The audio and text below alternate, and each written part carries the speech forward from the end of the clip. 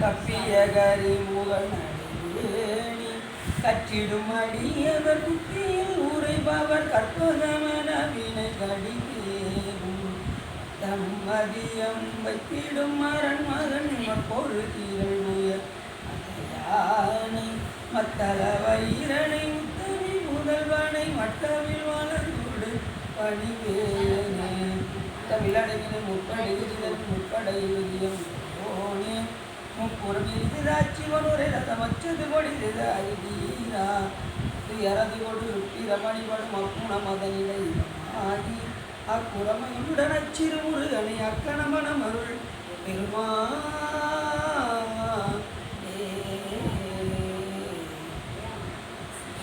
எந்தாயும் எனக்கருள் தந்தையும் நீ சிந்தாகுலமானவே ஈதனையாள் கந்தா கதிவேலவனே உமையாள் மைந்தா குமரா மறைநாயகனே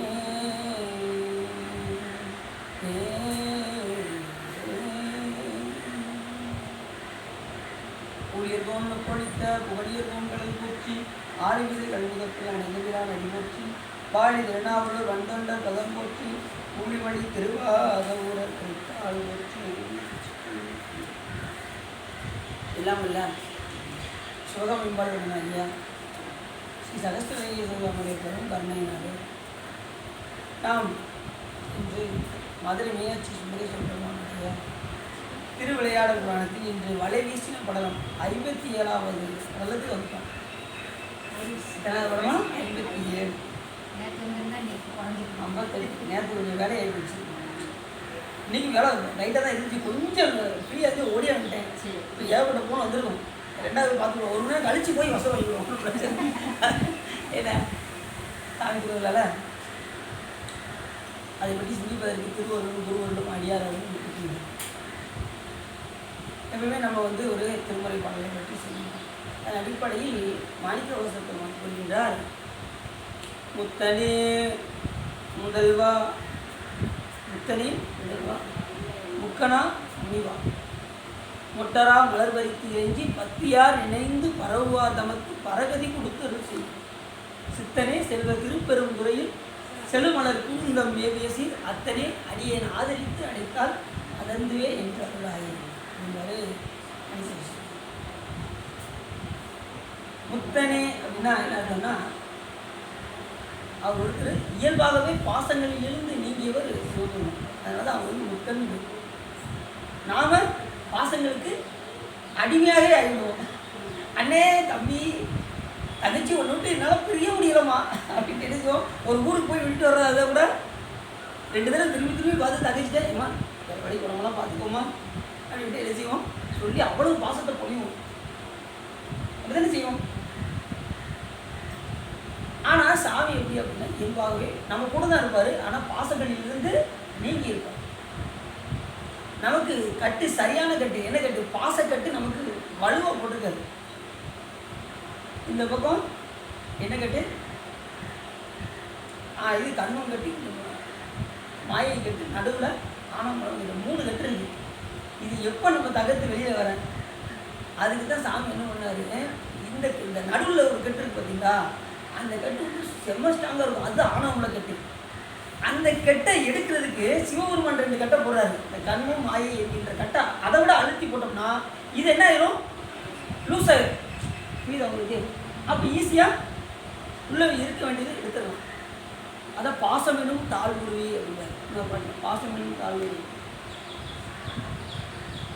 அப்போ இந்த பாசம் என்கின்ற தாளை உருவதற்கு சிவபெருமான் போடுகின்ற 2 கட்டும் கண்ணும் மாயை என்கின்ற 2. அதை நீக்குவது, அது இந்த ஆணவமலம் என்கின்ற மலத்தை நீக்குவதற்கு சிவபெருமான் கொடுக்கின்ற 2 பொருள். என்ன பொருள்? கண்மம் மாயை. கண் என்பது நாம் செய்யக்கூடிய வினைகள். மாயை என்பது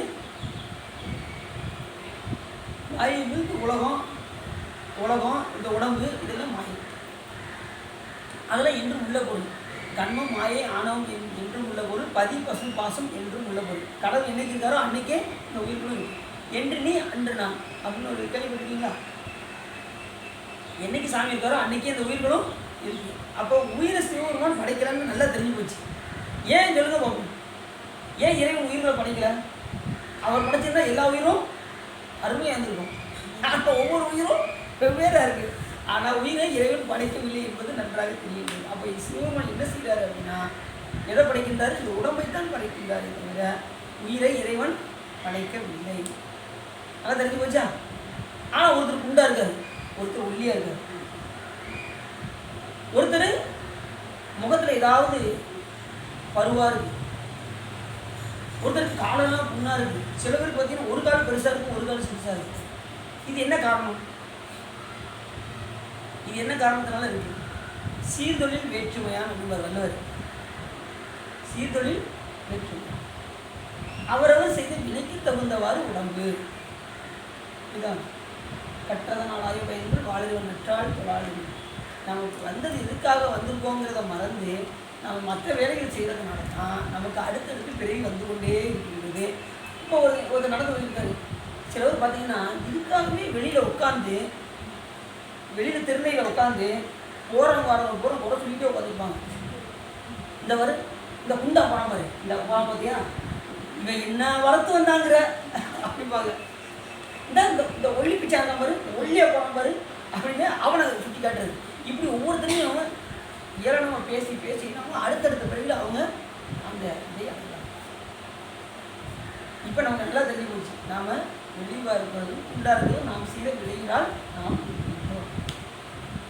அப்போ சீர்தொழில் வேற்றுமையா. அப்போ அந்த கட்டு எடுக்கிறதுக்கு சிவபெருமான் இப்போ ஒரு பாத்திரத்தை விளைக்கிறதுக்கு 2 பொருள் தேவை. மெயினாக உப்பு, புளி. அது மாதிரி சாமி இந்த 2 பொருளை வச்சு இன்னும் கொஞ்சம் நல்லா விலைக்கு பார்க்குறாரு. இது ஏதாவது சுத்தப்படுதா, இல்லைன்னா 2 பேரையும் போட்டு எடுப்போமா அப்படின்னு சாமி பார்க்காது. அதுக்கு இருந்தால் மறுபடியும் போய் பிறவியில் போட்டு சீதி பாதராக மாறட்டும். இன்னும் நிறைய பேருக்கு தேவைப்படுது உங்களுக்கு இருக்குது.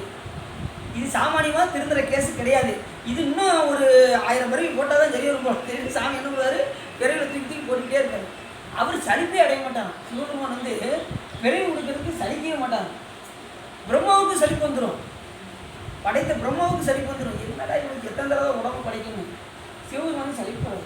வான்கெட்டு மாறுதம் வாய்ந்து அழல் நீர் மண்கெடினும் தான் கெட்ட நின்றி சலிப்பறியா தன்மை இருக்கு. ஊன் கெட்டு உணர்வு கெட்டு உயிர் கெட்டு என் உள்ளமும் போய் நான் கெட்டவா பாடி எந்தேனம் திருக்கல்யாணத்தில் அப்படி அப்படி இயல்பாகவே சிவபெருமான் எப்படி இருந்திருப்பாரு? இயல்பாகவே பாசங்களிலிருந்து முத்தனே முனிவா, முத்தனே முதல்வா. முதல்வனா எல்லாருக்கும் முழுமுதற் பொருளாக திகழ்வோம் நமக்கு சிவபெருமான். அதான் போற்றியன் வாழ் முதலாகிய பொருளே. முதல் பொருள், மூலப்பொருள், முழுமுதற் பொருள் யார் அப்படின்னா சிவபெருமான். மற்றவர்களாம் இடையில் வந்த எத்தனையோ சாமி சொல்கிறாங்கல்ல, அவங்களாம் இடையில் வந்தவர்கள் தான். ஆனால் ஆதியிலே யார் இருக்கா அப்படின்னா அந்த ஆதி அந்தமே கிடையாது. அவர் வந்து எப்போ தோன்றாரு கிடையாது, எப்போ மறைந்தாரு கிடையாது, எப்போ உருவானதும் கிடையாது. சாமி எப்பயுமே என்றும் உள்ள பொருள், என்னைக்கு இறைவன் இருந்து கொண்டே இருக்கு.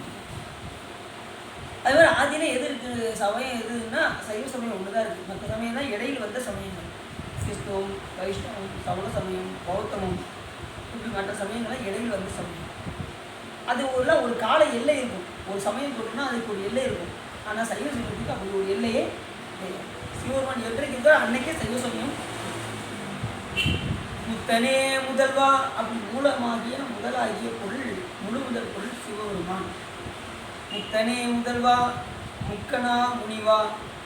முக்கணன்னா சாமிக்கு நெற்றிக்கு இந்த சேர்த்து 3 கண். அந்த கண் என்ன கண்ணுன்னு நினைக்கிறீங்க? 3வது ஒரு கண்ணு வச்சுருக்காரு. அது என்ன கண்ணு? யார் சொன்ன? ஞானக்கண்ணு. பெரிய சங்கம் நல்லா தெரிஞ்சுக்கிட்டோம் பார்த்தீங்களா? ஞானக்கண். அந்த கண்ணுக்கு என்ன பேர்? ஞானம். எல்லா உயிர்களுக்கும் இயல்பாகவே அந்த கண் இருக்குது. அதுக்கு நம்ம வேலை கொடுக்காததுனால அந்த கண் நமக்கு வேலை செய்யும். ஆனால் நமக்கு 3 கண் இருக்குது. ஆனால் அதை மறைச்சிட்டு இருக்கிற சாமி அது ஞானம், இந்த தியானம் இதெல்லாம் பண்ணுறவங்களுக்கு தான் அந்த கண்ணை வெளியிடும். கபில மாமுனிவர் நெட்டி கண்ணை திறந்தாரு. 60,000 பிள்ளைங்க எரிஞ்சாங்களா, சாம்பலானாங்களா? கங்கை கதையில் பார்த்தோம்.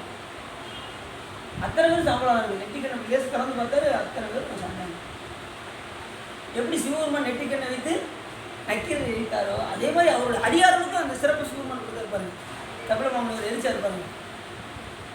அப்படி சாமி இல்லை கருணையாக முடியும். அவர் வழிபாடு பண்ணால் அவருடைய என் குணத்தையும் இந்த உயிர்களுக்கு பதிவு வச்சுருவோம். அந்த உயிர்களுமே படைத்தல் காத்தல் சொல்லி கூட செய்ய வைப்பார் சாமி. சாமி நினைச்சாலும் என்ன வேணாலும் பண்ணுவார். அப்படி முத்தனே முதல்வா, முக்கனா முடிவா. முடிவுன்னா வீடு பற்றி அடி மன்னன் உயிர்களுக்கு எதை கொடுப்பான்? சிவபெருமான் என்ன கொடுப்பாரு? வீடு பற்றி அடிக்கக்கூடிய விடு என்பது வீடு என்பது விடு என்பது வீடு என்றும் பெரு என்பது பேரும் ஆகி இலக்கணத்தில் நீண்ட தொழில் பெயர் வச்சுக்கிற வீடு என்று வீடு வேறு என்று ஆயிடுச்சு. எதை விடணும்? பாசத்தை விடணும். எதை பெறணும்? சிவத்தை பெறணும்.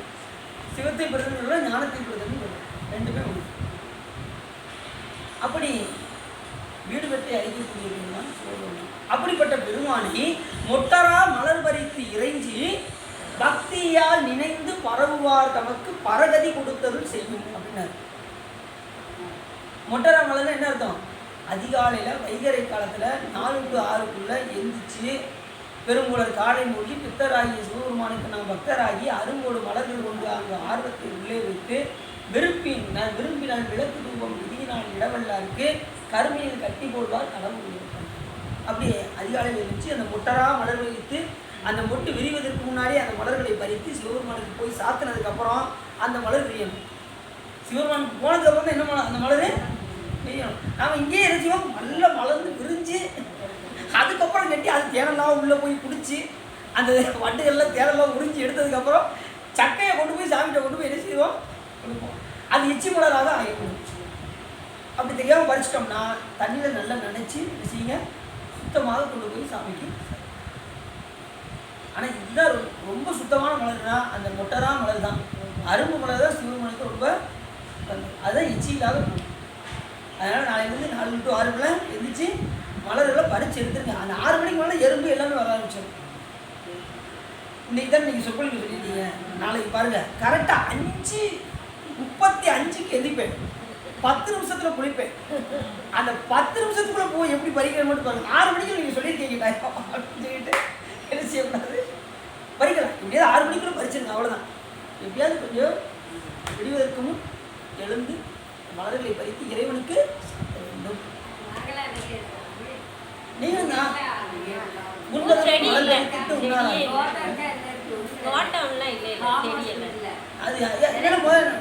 என்ன சொல்றேன்? சாயங்காலம் மலர் இருக்குல்ல, சாயங்காலம் பறிச்சு வச்சுருங்க. அதான் கடையில தான் வாங்கணும். கடையில் வாங்கி வச்சிருக்காங்க. அப்போ இந்த அரும்பு மலராக வாங்கி வைங்க. கடையில் அரும்பு மலராக வாங்கிச்சு அரும்பா வாங்கி வச்சு பெருக்கில் வச்சு கூட நீங்கள் பண்ணாலும் காலையில் சாப்பிடணும். அதில் தேன் இது வண்டுகள் போகக்கூடாது.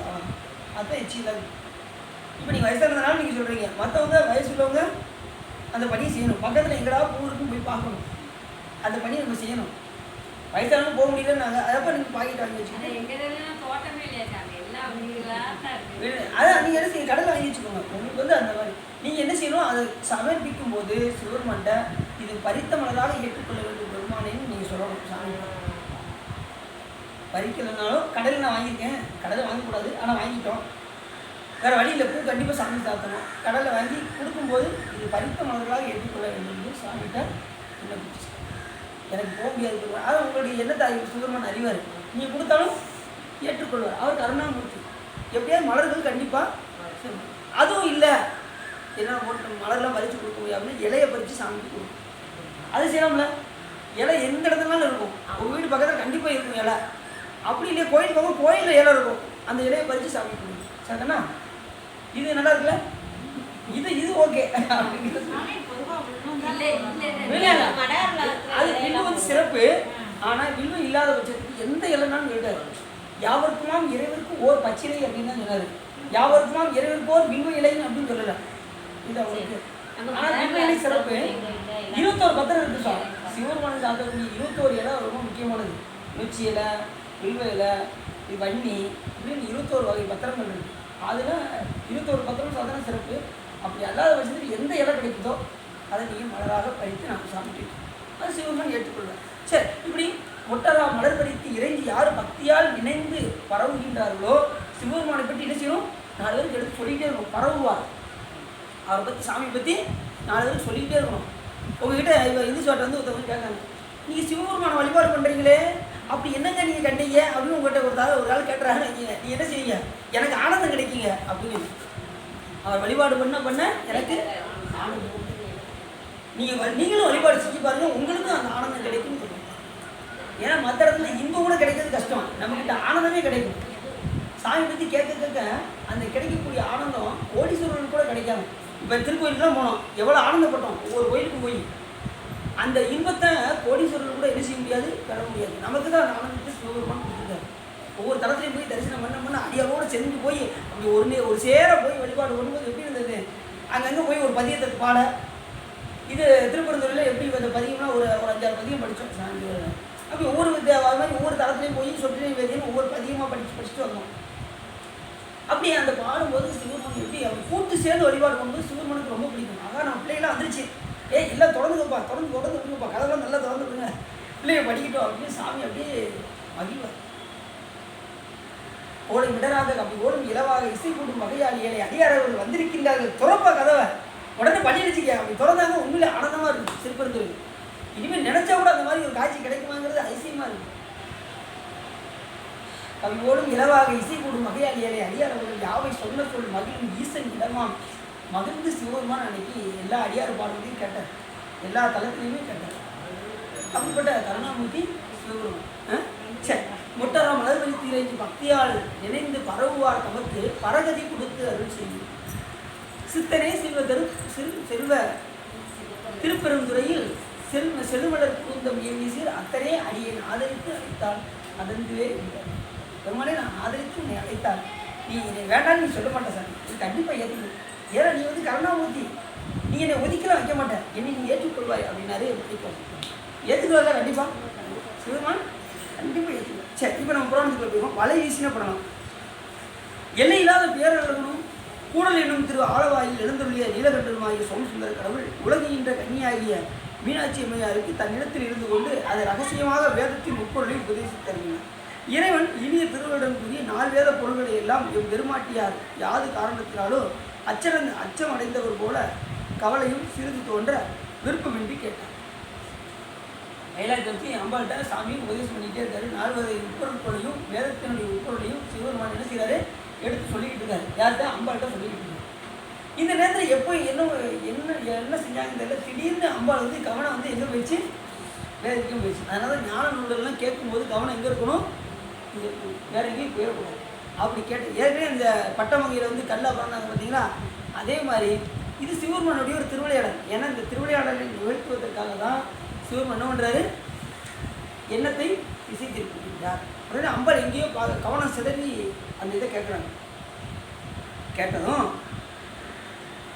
சோமசுந்தர கடவுள் அதனை அறிந்து பிராட்டியை நோக்கி, பெண்ணே, இருள் போன்ற உள்ளத்தினுடைய ஏனை மகளிர் போன்று நீ நம்மிடத்தே உடையனவாகி வேத பொருளை விருப்பமின்றி கேட்டாய். இக்குற்றத்தினாலே நோன்பும் அரணும் இல்லாமல் மீன் பிடித்து வாழும் இளைஞராகிய பரதவர்னா வளைஞர் குலம்னு அர்த்தம், அதாவது மீன் பிடிக்கிற தொழிலுடையவர்கள் குலத்து மகளாக கடவாய் என்று படித்தவர்கள். சாமி என்ன செஞ்சாரு, சாபம் விட்டார். அம்பாளை போய் நீ வளைஞர்களுக்கு போய் மகளாக பிறக்க கடவாய் அப்படின்னு சாபம் போட்டார். உடனே தேவியார் அஞ்சி, வல்லரே, யான் தங்களை புரிந்து வாழவில்லைனோ என்று கூறி வணங்கி, அதற்கு சிவபெருமான் உமையின் துன்பத்தை கண்டு திருவுள்ளம் இறங்கி, கடற்கரை சோழையில் வாழும் பரத மன்னனுக்கு மகளாய் அங்கே நீ வளர்கின்ற நாளிலே நாம் வந்து உன்னை திருமணம் செய்து கொள்வோம் என்று திருவாய் மலர்ந்தி அருளி அம்மையாரை சிறப்பிடித்து இருத்தவில்லை. நான் தக்க நேரத்தில் நான் என்ன பண்ணுவேன், நான் வந்து உன்னை திருமணம் செய்து கொள்வேன் என்று உமையின் சிவபெருமான் அந்த பரதமன்ன கலைஞராகிய அந்த மீன்பிடிப்பு தொழிலை செய்யக்கூடியது. அப்போ நம்ம பாடம் கேட்கும்போது எங்கே இருக்கணும் கவனம், இங்கே இருக்கணும். இங்கே இருந்தால் சிறப்பு. சில பேர் பார்த்தீங்கன்னா சார் நடத்திக்கிட்டு இருப்பாரு, வாத்தியார் நடத்திக்கிட்டு இருப்பாரு, திடீர்னு ஒரு கேட்க சிந்தரன் இன்னைக்கு வீட்டில் என்ன சாப்பாடாரு, பிரியாணி வைக்க சொல்லிட்டு வந்தோம் வச்சிருப்பாங்க. அம்மா கண்டிப்பாக நம்ம சொல்கிறத கண்டிப்பாக அம்மா கேட்பாங்க. இங்கே பாடம் ஓடிக்கிட்டு இருக்கோம், இங்கே பூரா வீட்டுக்கு சமையலில் போயிடும் என்ன பூரா. அப்புறம் சில பேர் பார்த்தீங்கன்னா நம்ம ஆள் வர சொல்லுங்க, அவன் வந்திருப்பாங்க, வரமாட்டாங்க, இல்லை அங்கேயே இருக்கையிலே இருந்துருவாரா, அப்படி பலமான சிந்தனைகளை வந்து போட்டு குழப்பி பாடத்தை கவனத்தில் செலுத்தாமல் எங்கேயோ சிந்தனைகள்லாம் போகும். அப்படி போகவிடாமல் இப்போ ஒருத்தர் ஃபஸ்ட் டைம் வாங்குறாங்கன்னு வச்சுக்கோங்க, எப்படி வாங்குவாங்க, அவங்க முழு கவனத்தையும் அதில் ஈடுபாடோடு கேட்டால் தான் அவங்க என்ன செய்ய முடியும், முதல் ரேங்கு வாங்க முடியும். இல்லைன்னா வாங்கவே முடியாது. கவனம் இல்லைன்னா எப்படி அந்த பாடம் எப்படி புரியும் உங்களுக்கு சொல்லுங்க பார்ப்போம். அப்போ கவனம் சிதையாமல் இப்போ ஃபஸ்ட் ரேங்க் வாங்கினதை நீங்கள் கேட்டு பாருங்க. அன்னன்னைக்கு நடத்தின பாடத்தை அன்னன்னைக்கே மனப்பாடம் பண்ணிடுவாங்க. நல்லா கவனம் பண்ணுங்க. அன்னன்னைக்கு நடத்தின பாடத்தை அன்னன்னைக்கே மனப்பாடம் பண்ணிடுவாங்க. சேர்த்து வைக்க மாட்டாங்க. நல்லா படிக்காதவங்க என்ன செய்வாங்க? ஆசிரியர் என்ன செய்வாங்க? இது டெஸ்ட் ஆகுமா? இது என்ன பெரிய டெஸ்ட் ஆகுது? டெஸ்ட் வைக்கும்போது பார்ப்போம் அப்படின்னு என்ன செய்வாங்க? அசால்ட்டாக விட்டுருவாங்க. கடைசி மொத்தமாக போட்டு சிரமப்பட்டு கடைசி பரீட்சை வந்துடும். பரீட்சை நேரத்தில் திணறுவாங்க. அன்னைக்கு நடக்கும் போது படிச்சிருக்கலாமே அப்படின்னு புஸ்தகத்தை இங்கிட்டு திருப்ப அங்கிட்டு திருப்ப கடைசி ஒன்றுமே மனப்பாடம் ஆகாது. அன்னன்னைக்கு மனப்பாடம் இருந்தால் பிரச்சனை இல்லை. கடைசி நேரத்தில் போட்டு முட்டி மோதி திணறி அதை படிக்க முடியாமல் ஆகி கடைசி சிரமப்பட்டு என்னடா செய்யலாம் எது பண்ணலான்னு கடைசி மார்க்கு முட்டை. நல்லா படித்தவங்க என்ன செய்வாங்க? அப்போ கவனம் வந்து முழுமையாக எதில் செலுத்திருக்காங்க? அந்த பாடத்தில் கவனம் செலுத்தினால், செலுத்தாததினால் பின்னோக்கி செல்றாங்க. அப்போ ஞான நூல்களை கேட்கும்போது இங்கே கவனம் இருந்ததுன்னா எடுத்த இந்த பிரிவிலே நம்ம என்ன செஞ்செல்லாம் போயிடலாம். கவனம் சிதறிவிட்டது என்று சொன்னால் எங்கே என்ன ஆகும்? அடுத்து ஏதாவது ஒரு குடியில் பிறந்து அதுக்கப்புறம் சிவபெருமான வழிபாடு பண்ணி வர வேண்டிய சூழ்நிலை. நீங்கள் பயந்துறாங்க. அதுதான் நம்ம ஞானம் இன்னும் திடீர்னு வீட்டுக்கு தர நேரம் வீட்டுக்காரர் தேடுவாரோ அப்படின்னு நீங்கள் நினைக்க வேண்டாம். ஒரு மணி நேரம் கவனத்தை கொஞ்சம் இங்கே செலுத்தணும். அவ்வளோ வேறு சரிதானா? சரி. அப்படி பின்பு அந்த கைலாயத்தில் வச்சு இப்படி அம்பாளுக்கு சாபம் போட்டாரா உடனே 2 பேருக்கு கோவம் வந்துச்சு. யாருக்கு? விநாயகர் பெருமானுக்கும் முருகப்பெருமானுக்கும் கோவம் வந்துச்சு. பின்பு விநாயகர் கடவுள் அதனை அறிந்து தன் தந்தையாராகிய இறைவன் திரும்ப வந்து இந்நிகழ்ச்சி அனைத்தும் இதனால் அன்றோ விளைந்தது என்று அங்கிருந்த புத்தகச்சுவடியில் எல்லாம் தன் துதிக்கையினாலே கவலத்தை அல்லது போல அள்ளி கடலின் கண் வீசி எறிந்தார். விநாயகர் என்ன பண்ணாரு? இதைத்தானே நீ உபதேசம் பண்ண இங்கே குடிய அப்படின்னு சொல்லி அந்த வேத பொருளெல்லாம் எடுத்து தூக்கி கடலில் தூக்கி எரிஞ்சான் விநாயகர் பெருமான். புரியுதா உங்களுக்கு? உடனே முருகக்கடவுளும் தந்தையார் திருக்கரத்தில் இருந்த சிவஞான போதர் கையில் சாமி ஏடு வச்சிருப்பாங்க சிவஞானம், அந்த நூலை எடுத்து பிடுங்கி கடலில் அவரை எரிஞ்சார். முருகப்பெருமானை எரிஞ்சார். அப்போது நான் மாடக்கூடலில் இறைவன் திரு நந்திதேவரை வெகுண்டு நோக்கி, நாம் இருக்கும் சமயம் அறியாது இவர்களை உள்ளே விடுத்து நீ வாளா இருந்தனை. இவருடைய வேலை என்ன? நந்தி பெருமானுடைய வேலை கைலாயத்தில் சிவபெருமான் அனுமதி கொடுத்தா தான் யாரும் உள்ள வரணும், இல்லைன்னா யாரையுமே அது விநாயகர் முருகப்பெருமானே இருந்தாலும் கூட அவர்களுக்கும் இதே நியதி. அப்படி தெரிஞ்சிருந்தும் நீ ஏன் விட்ட அப்படின்னு சொல்லி சாமி என்ன பண்றாரு? நந்தி பெருமான் மேல கோபப்படுறாரு. அதனால் தீங்கு விளைந்தது, உனக்கும் நேர்ந்த இத்தீங்கு ஒழிய இப்பொழுதே நீ சுறாமின் வடிவு கொண்டு கடலில் புகுந்து உலக கடவாய் அப்படின்னு நந்திய பெருமானுக்கு என்ன பண்ணாரு? நீ போய் உடனே இப்போ நமக்கு திருவிளையாடல் வருவோம். திருவிளையாடலில் ஒரு சுறாமீன் வந்துச்சு. அந்த சுறாமீன் தான் இவரா? நந்திய பெருமானா? உண்மையிலே அவர் தான் என்ன செய்யறாரு? சுறாவாக சுறாமீனாக இருக்க கடவாயின்னு சாபம் போட்டார். விநாயகர் கடவுளுக்கு விதிக்கும் சாபம் தமையே சாரும். அதனால் அவருக்கு சாபம் விதிக்கிறார். விநாயகர் பெருமானை போட்டு சாபம் கொடுக்க முடியாதான். ஏன்னா விநாயகர் பெருமான் அவ்வளவு நல்லவை கொடுத்தார். ஏன் அப்படின்னா சிவபெருமானே என்ன சொல்லியிருக்காரு அப்படின்னா, அவருக்கு யாராவது சாபம் கொடுத்தா அவருக்கே வந்து மறுபடியும் திரும்பிடுவான். நம்ம சாபம் எப்படிப்பட்டவர்? விவரமான வரல எப்பா உனக்கு கிடையாது அப்படின்ட்டாரு. யாருக்கு? விநாயகர் பெருமானுக்கு கிடையாதுன்ட்டார். அதனால முருகப்பெருமானை என்ன செஞ்சுட்டாரு? நீ போய் ஊமையாக இருக்கு கடவாயினார். ஏற்கனவே நம்ம உருத்தல் சரவணம் பார்த்தோம்ல போன கதையில், அந்த வணிக குளத்தில் அந்த மதுரைம்பதியில். ஆனால் சாமி பிறக்க மாட்டார், தோன்றதான் செய்வார்.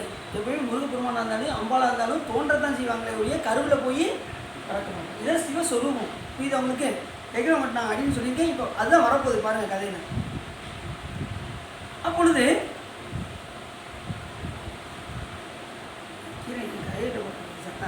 அப்போ முருகக்கடவுளை நோக்கி நீ வணிகர் குலத்தில் ஊமை பிள்ளையாக இருக்கு கடவா என்று படித்தறிஞர். ஒரு ஊமை அந்த சங்க பிள்ளைகள் இது ஒவ்வொரு பாட்டையும் சொல்லும்போது அந்த ஊமை பையன் தானே என்ன செஞ்சான்?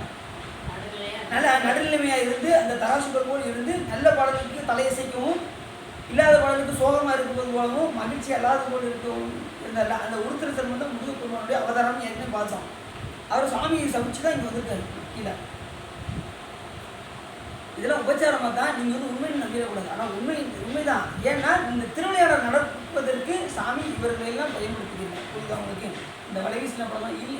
ரெண்டாவது எல்லாத்துக்கும் மேலாக இந்த புராணமே ஒரு அடியாருக்காக தான். நல்லா தெரிஞ்சுக்கோங்க. யாருன்னா அந்த வலைஞராக இருக்கக்கூடிய பரத குலத்து மன்னனாக இருக்கக்கூடிய அந்த உமையம்மையை பெற்றெடுக்க போனால் பார்த்தீங்களா, அந்த மீன் வள தொழிலுடைய தலைவன் அவன் செலுத்துகின்ற பக்திக்கு தான் சிவபெருமான் இவ்வளவும் செய்கிறார். புரிஞ்சுக்கோங்க. சிவபெருமான் அவர் செலுத்துகிற துளி அன்புக்காக சாமி எப்ப முருகப்பெருமானே ஊமையாக வந்து பிறக்க வைக்கிறாரு. அம்பாலும் சமைச்சு கீழே கொண்டு வந்து பிறக்க வைக்கிறாரு. இதெல்லாம் எதுக்காக? எல்லாம் அடியாருக்காக தான். சிவபெருமான் செய்கின்ற ஒவ்வொரு செயலும் யாருக்காக செய்கிறாரு? அடியார். அவருக்கு எதுவுமே தேவையில்லை. அவருக்கு நீங்கள் போட்டோன்னா அவர் ஒன்றும் சொல்ல மாட்டார், வஞ்சாலும் உங்களை ஒன்றும் சொல்ல மாட்டார். அவருக்கு எதுவுமே தேவையில்லை. யார் எதுக்காக நீங்கள் போட்டுறீங்க சாமியை? நீ போட்டுலாம் உங்களை வைவரா? சிவபெருமான் வைவரா? ஏமாட்டார். போட்டுனா எல்லா உயிரும் வாழும். அவரை வாழ்த்த எல்லா உயிரும் வாழும். அதனால சிவபெருமான் நம்ம வாழ்க்கை எல்லாத்துக்கும் மேலே நாம் இந்த எடுத்த பிறவி அவரை வழிபாடு செய்வதற்காக தான் நம்ம என்ன செஞ்சுருக்கோம்? இந்த பிறவியை எடுத்திருக்கோம். தலையை நீ வணங்காய், தலையால் வணங்குவதற்கும், கண்காலால் காண்பதற்கும், மூக்கால் நுகர்வதற்கும், வாயால் வாழ்த்துவதற்கும், நெஞ்சால் நினைப்பதற்கும், கையால் கூப்பி தொழுவதற்கும், காலால் இறைவன் கோயிலை வளர்வதற்கு தான் இந்த பிறவி. இதை எடுத்து நாம் என்ன செய்யறோம்? எல்லா விதமான வேலையும் செய்யறோம். இதை தவிர இந்த உடம்பை கொண்டு எல்லாமே அந்த பணியை மட்டும் நம்ம செய்ய மாட்டோம். சரி, அப்போ நீ வணிகர் குலத்தில் போய் ஊமையாக இருக்கக்கூடாவாய் அப்படின்றார். அவர் தான் உருத்திர சர்மனாக வந்தார். இவ்வாறு இறைவன் ஆணையினாலே இறைவி வணங்கிய மாது ஆனதும் திரு நந்திதேவர் சுறாமீனாக கடலில் புக்குவதும் அருள்வல்லாகிய இறைவன் அம்மீனை பிடித்து அம்மாதினை மணந்து சென்றதும் அம்மையாருக்கு உத்தரவோசமங்களை உபதேசம் செய்தாருமாகிய இவற்றை நாம் முறையாக கூறுவோம் அப்படின்னு சொல்லி அகத்திய முனிவர் என்ன செய்கிறாரு? அந்த முனிவர்களுக்கெல்லாம் உபதேசம் பண்ணார். இப்போ அந்த கதையை நான் சொல்ல போகிறேன் அப்படின்னு சொல்லி யார் சொல்கிறா? ஏற்கனவே இந்த கதையை சொல்லிவிட்டு அகத்திய முனிவர் பல முனிவருக்கு சொல்வதாக சொல்லி இந்த ஆசிரியர் பரஞ்சோதி முனிவர் சொல்லியிருக்கார். வைகையாற்றின் அழகிய துறைகள் பொருந்திய பாண்டி நாட்டிலே கீழே கடல் ஓரத்திலே பாக்கம் என்னும் ஊர் நெய்தலிலத்தூர் அப்படின்னு ஒரு ஊர் இருக்குது. அந்த ஊரில் தான் ஓரத்திலே பாக்கம் என்கின்ற ஊர் இருக்குது. அந்த ஊரில் ஆளுமுடி உப்பங்கலியுமாகிய அக்களியினாலும் மிக உயர்ந்து வளர்ந்து தாழையாகிய பெரிய மதிலாலும் சூழப்பட்டது. இதன் அழகை என்னவென்று கூறுவது? அந்த ஊரோட சிறப்பெல்லாம் பற்றி நிறைய சொல்கிறாங்க. அதை பற்றி சொன்னோன்னா ஒரு மணி நேரம் ஆகும். ஸோ அது ஒரு பக்கம் அப்படி இருக்கும். அந்த ஊரோட சிறப்பு எல்லாம் சொல்கிறாங்க. புலால்கமும் மீன்களை உலர்த்தும் ஒளியும், அவற்றை உண்ண வரும் பறவைகளின் ஓட்டு ஒளியும், அவற்றை விலை கூறும் ஒளியும், மீன்களை வாங்குவோர் ஒளியும். அந்த ஒரே இந்த மீன் தொழிலை பற்றியே அங்கே இருக்கிறவங்க, மீன் வாங்குறவங்க, மீனை கொடுக்குறவங்க, அதை போய் மீனை பிடிக்கிறவங்க, இதை பற்றிய ஒளிகளாகவே அங்கே ஒழித்து கொண்டே இருக்கும். அந்த மீன் பிடிக்கின்ற தொழில் இருக்கின்ற இடத்தில் கடல் அலைகள் முத்து மாலைகளை கூட்டும், புலிநகர் கொன்றை மரங்கள் மனமிக்க தம் மலர்களை சூட்டும் அப்படின்னு நிறைய சொல்கிறாரு. மேலும் நீர் நிறைந்த கடல் கண் நீராடி நெடுந்தூரம் வழி செல்லும் யாத்திரிகளுக்கு தாளைகள் அறநூல் உணர்த்தன போல பொதிந்த சோத்தினை அளிக்கும். மலர்ந்த புன்னை மரங்கள் முத்தையும் பொன்னையும் பவளத்தையும் திரட்டி அயலோர் அறியுமாறு கொடுக்கும். மீன்களை விற்கும் வலைஞர்களின் சிறு குடிகள் தோறும் கடலில் உண்டாகிய பவளக்கொடிகள் போய் தாவி மேலே படர்ந்து நிற்கும். இப்படி நிறைய சொல்கிறாரு. இப்படிலாம் அந்த ஊருடைய சிறப்பெல்லாம் எடுத்து சொல்லுவார். இப்போ அந்த பரதவ அரசனுடைய தன்மையை பற்றி சொல்கிறார். அந்த வலைஞனுடைய வலைஞர்களுக்கெல்லாம் தலைவராக விளங்கக்கூடிய அந்த பரதவனுடைய தன்மையை சொல்கிறார். இத்தகைய நூலை சேரியில் ஒருவன் முற்பிறவில் செய்த பெரும் தவத்தினால், நல்ல குழம்பு கேளுங்க, அவன் என்ன செய்யறான்? பெரும் தவம் பண்ணியிருக்கான். அந்த வலைஞனாக இருக்கக்கூடியவன் பெரும் தவம் பண்ணியிருக்கான். ஏதோ ஒரு சின்ன சின்ன தீங்கு பண்ணதுனால இந்த இளைஞர் குலத்தில் பிறக்க வேண்டிய சூழ்நிலை வந்துச்சு. எந்த குலம்? இந்த வலைஞர் மீனவர் குலத்தில் பிறக்க வேண்டிய சூழ்நிலை வந்துச்சு.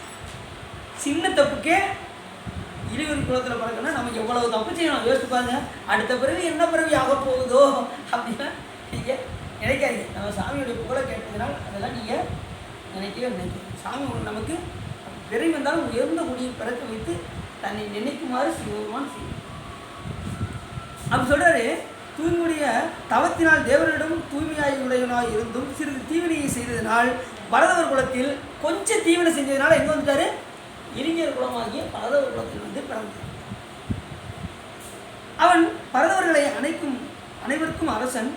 கரிய நிறத்தினரான வலைஞர்கள் படகுகளை செலுத்தி கடலில் பிடிக்கும் மீன்களை திரையாக கொண்டு திரைக்கப்படும் வாயிலை உடையவன். சிவபெருமான் திருவடியிலேயே பதிந்த பேரன்பு உடையவன். இதுதான் ரொம்ப முக்கியமான வார்த்தை. அப்படி மீன் பிடிக்கிற தொழில் உள்ளவன் தான். ஆனால் சிவபெருமான் மேலே எப்படி இருந்தானா? பேரன்பு மிக்கவான. சிறுதுளி அன்பு செலுத்தாலே சிவபெருமான் விட மாட்டார். இவர் பேரன்பு வேறு வச்சிருக்காரா? சிவபெருமான் விட்டுவாரா? அப்போ இந்த ஒரு பக்தருடைய அன்பை பெறுவதற்காக சிவபெருமான் எத்தனை தூளை பண்ணுறாரு. அதான் ரொம்ப முக்கியமானது. இப்போ நீங்கள் அன்பு செலுத்துறீங்கன்னு வச்சுக்கோங்க, உங்களுக்காக சிவபெருமான் என்ன வேணாலும் பண்ணுவார். அன்றைக்கி நம்ம செஞ்சார்ல, திருப்பத்தூர் பார்க்க முடியல, எல்லாரும் வருத்தப்பட்டு இருந்தோம். உடனே ஒருத்தர் வாங்க ஓடி வந்தார், ஐயா ஐயா நான் கடைசியாக நான் தான் வழிபாடு பண்ணிட்டு வந்தேன், திருநீர் சாமி கொடுத்துட்டாரியா அப்படின்னு சொல்லி கொண்டு கொடுத்தாரு. படம்லாம் இருக்கியா, நீங்கள் வைரவர் கூட நீங்கள் இதில் பார்த்துக்கலாம் அப்படின்னு எல்லோரும் கண்ணீர் அடிச்சிட்டாங்க. அந்தளவுக்கு சாமி ஒரு சிறு துளி அன்புக்கே அந்தளவுக்கு சாமி செய்வார். நமக்கு அந்தளவுக்கு பக்தி இருக்கான்னு எனக்கு தெரியாது. ஆனாலும் சாமி பார்த்தீங்கன்னா திறமையோடு அஸ்தான வெறும் திருநீர் கொடுத்தார். ஆனால் அங்கே உள்ள பக்தர்களுக்கெல்லாம் எல்லா விதமான அன்பு நிறைந்து இருக்குது. அதனால தான் சுவாமி அப்படியே ஓடின்னு வந்தார். துளி அன்பு செலுத்தினாலும் விட மாட்டார். நீ வந்த பக்தர்கள்லாம் எல்லாம் பேரணத்தில் கிளச்சிக்கிட்டு இருக்காங்க. ஒவ்வொரு கோயிலுக்கும் போய் அந்த பேரணத்தில் கொஞ்சம் கூட குறைவில்லாமல் கடைசி கோயிலையும் வந்து திருநீர் வந்து கொடுத்தார். அதான் சிவபெருமானுடைய பாருங்க கண்ணீரே வந்துச்சு. அது பாருங்க இந்து சொல்ல கண்ணீர் வந்துச்சு. உண்மையில அது பேரணும். அந்த கடைசி நேரத்தில் திருநீர் கொண்டு வந்து பெரிய ஆனந்தம். ரொம்ப அந்த மாதிரி ஒரு ஆட்சி சிவபெருமான் இந்த மாதிரி நிறைய செய்வார். நீங்கள் வழிபாடு பண்ண உங்களே அறியாமல் சிவபெருமான் நிறைய மாற்றத்தை கொடுப்பாரு, நிறைய பக்குவத்தை கொண்டு கொடுப்பாரு. சாமி நமக்காக இப்படிலாம் செய்கிறாரு அப்படிங்கிற எண்ணத்தை நமக்கு உணர்த்தும். பக்தருக்காக சிவபெருமானோட பக்தி வலையில் படுவோம் காண்க. பக்தி என்ற வலையில் சிவபெருமானை போட்டாச்சுன்னா அவர் அங்கேருந்து எரிச்ச முடியாது, தப்பிக்கவே முடியாதான். பிடிச்சி இன்னும் வலையை போட்டானடா தப்பிக்க முடியலையே அப்படிப்பா சாமி. அந்த அளவுக்கு சாமி மேலே பக்தி செலுத்தணும். இந்த பிறவி அதுக்கு தான் பக்தி வலையில் படுவோம் காண்க. அன்பும் பிடியில் அகப்படும் மலையே. அன்பு என்கின்ற பிடியை போட்டோம்னா அதில் அகப்பட்டு சிவபெருமான் எங்கேயும் போக முடியாது. ஆனால் யார்கிட்ட அன்பு செலுத்தணும்?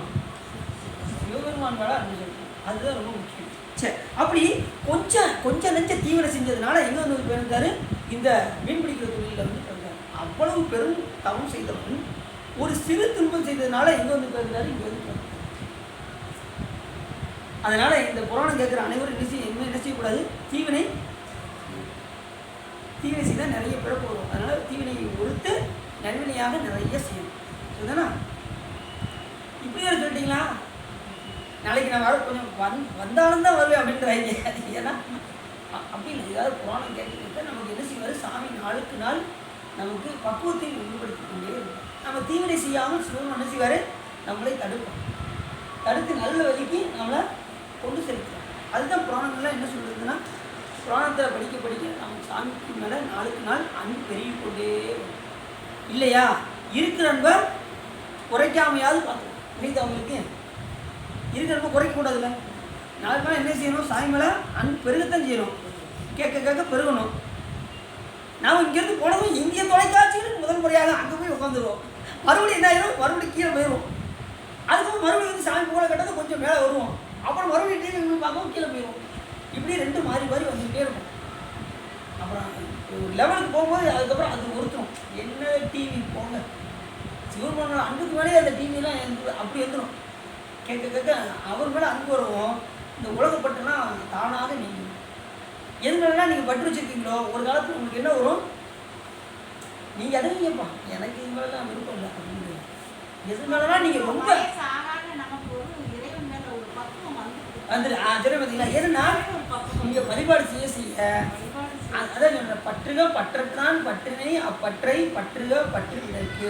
அந்த பற்றற்றானாகிய சிவபெருமான் மேல் நாம் பற்று வைத்தோம் என்று சொன்னால் இந்த உலகப்பற்றானது தானாக நீங்கிவிடும். இது அவங்களுக்கு அது தானே நீண்டு. நீங்கள் இங்கே அன்பு செலுத்த ஆரம்பிச்சிங்கன்னா ஒன்றை பற்றினா தான் ஒன்று விட முடியும். இங்கே பற்று வச்சாச்சுன்னா அது விட்டுடலாம்.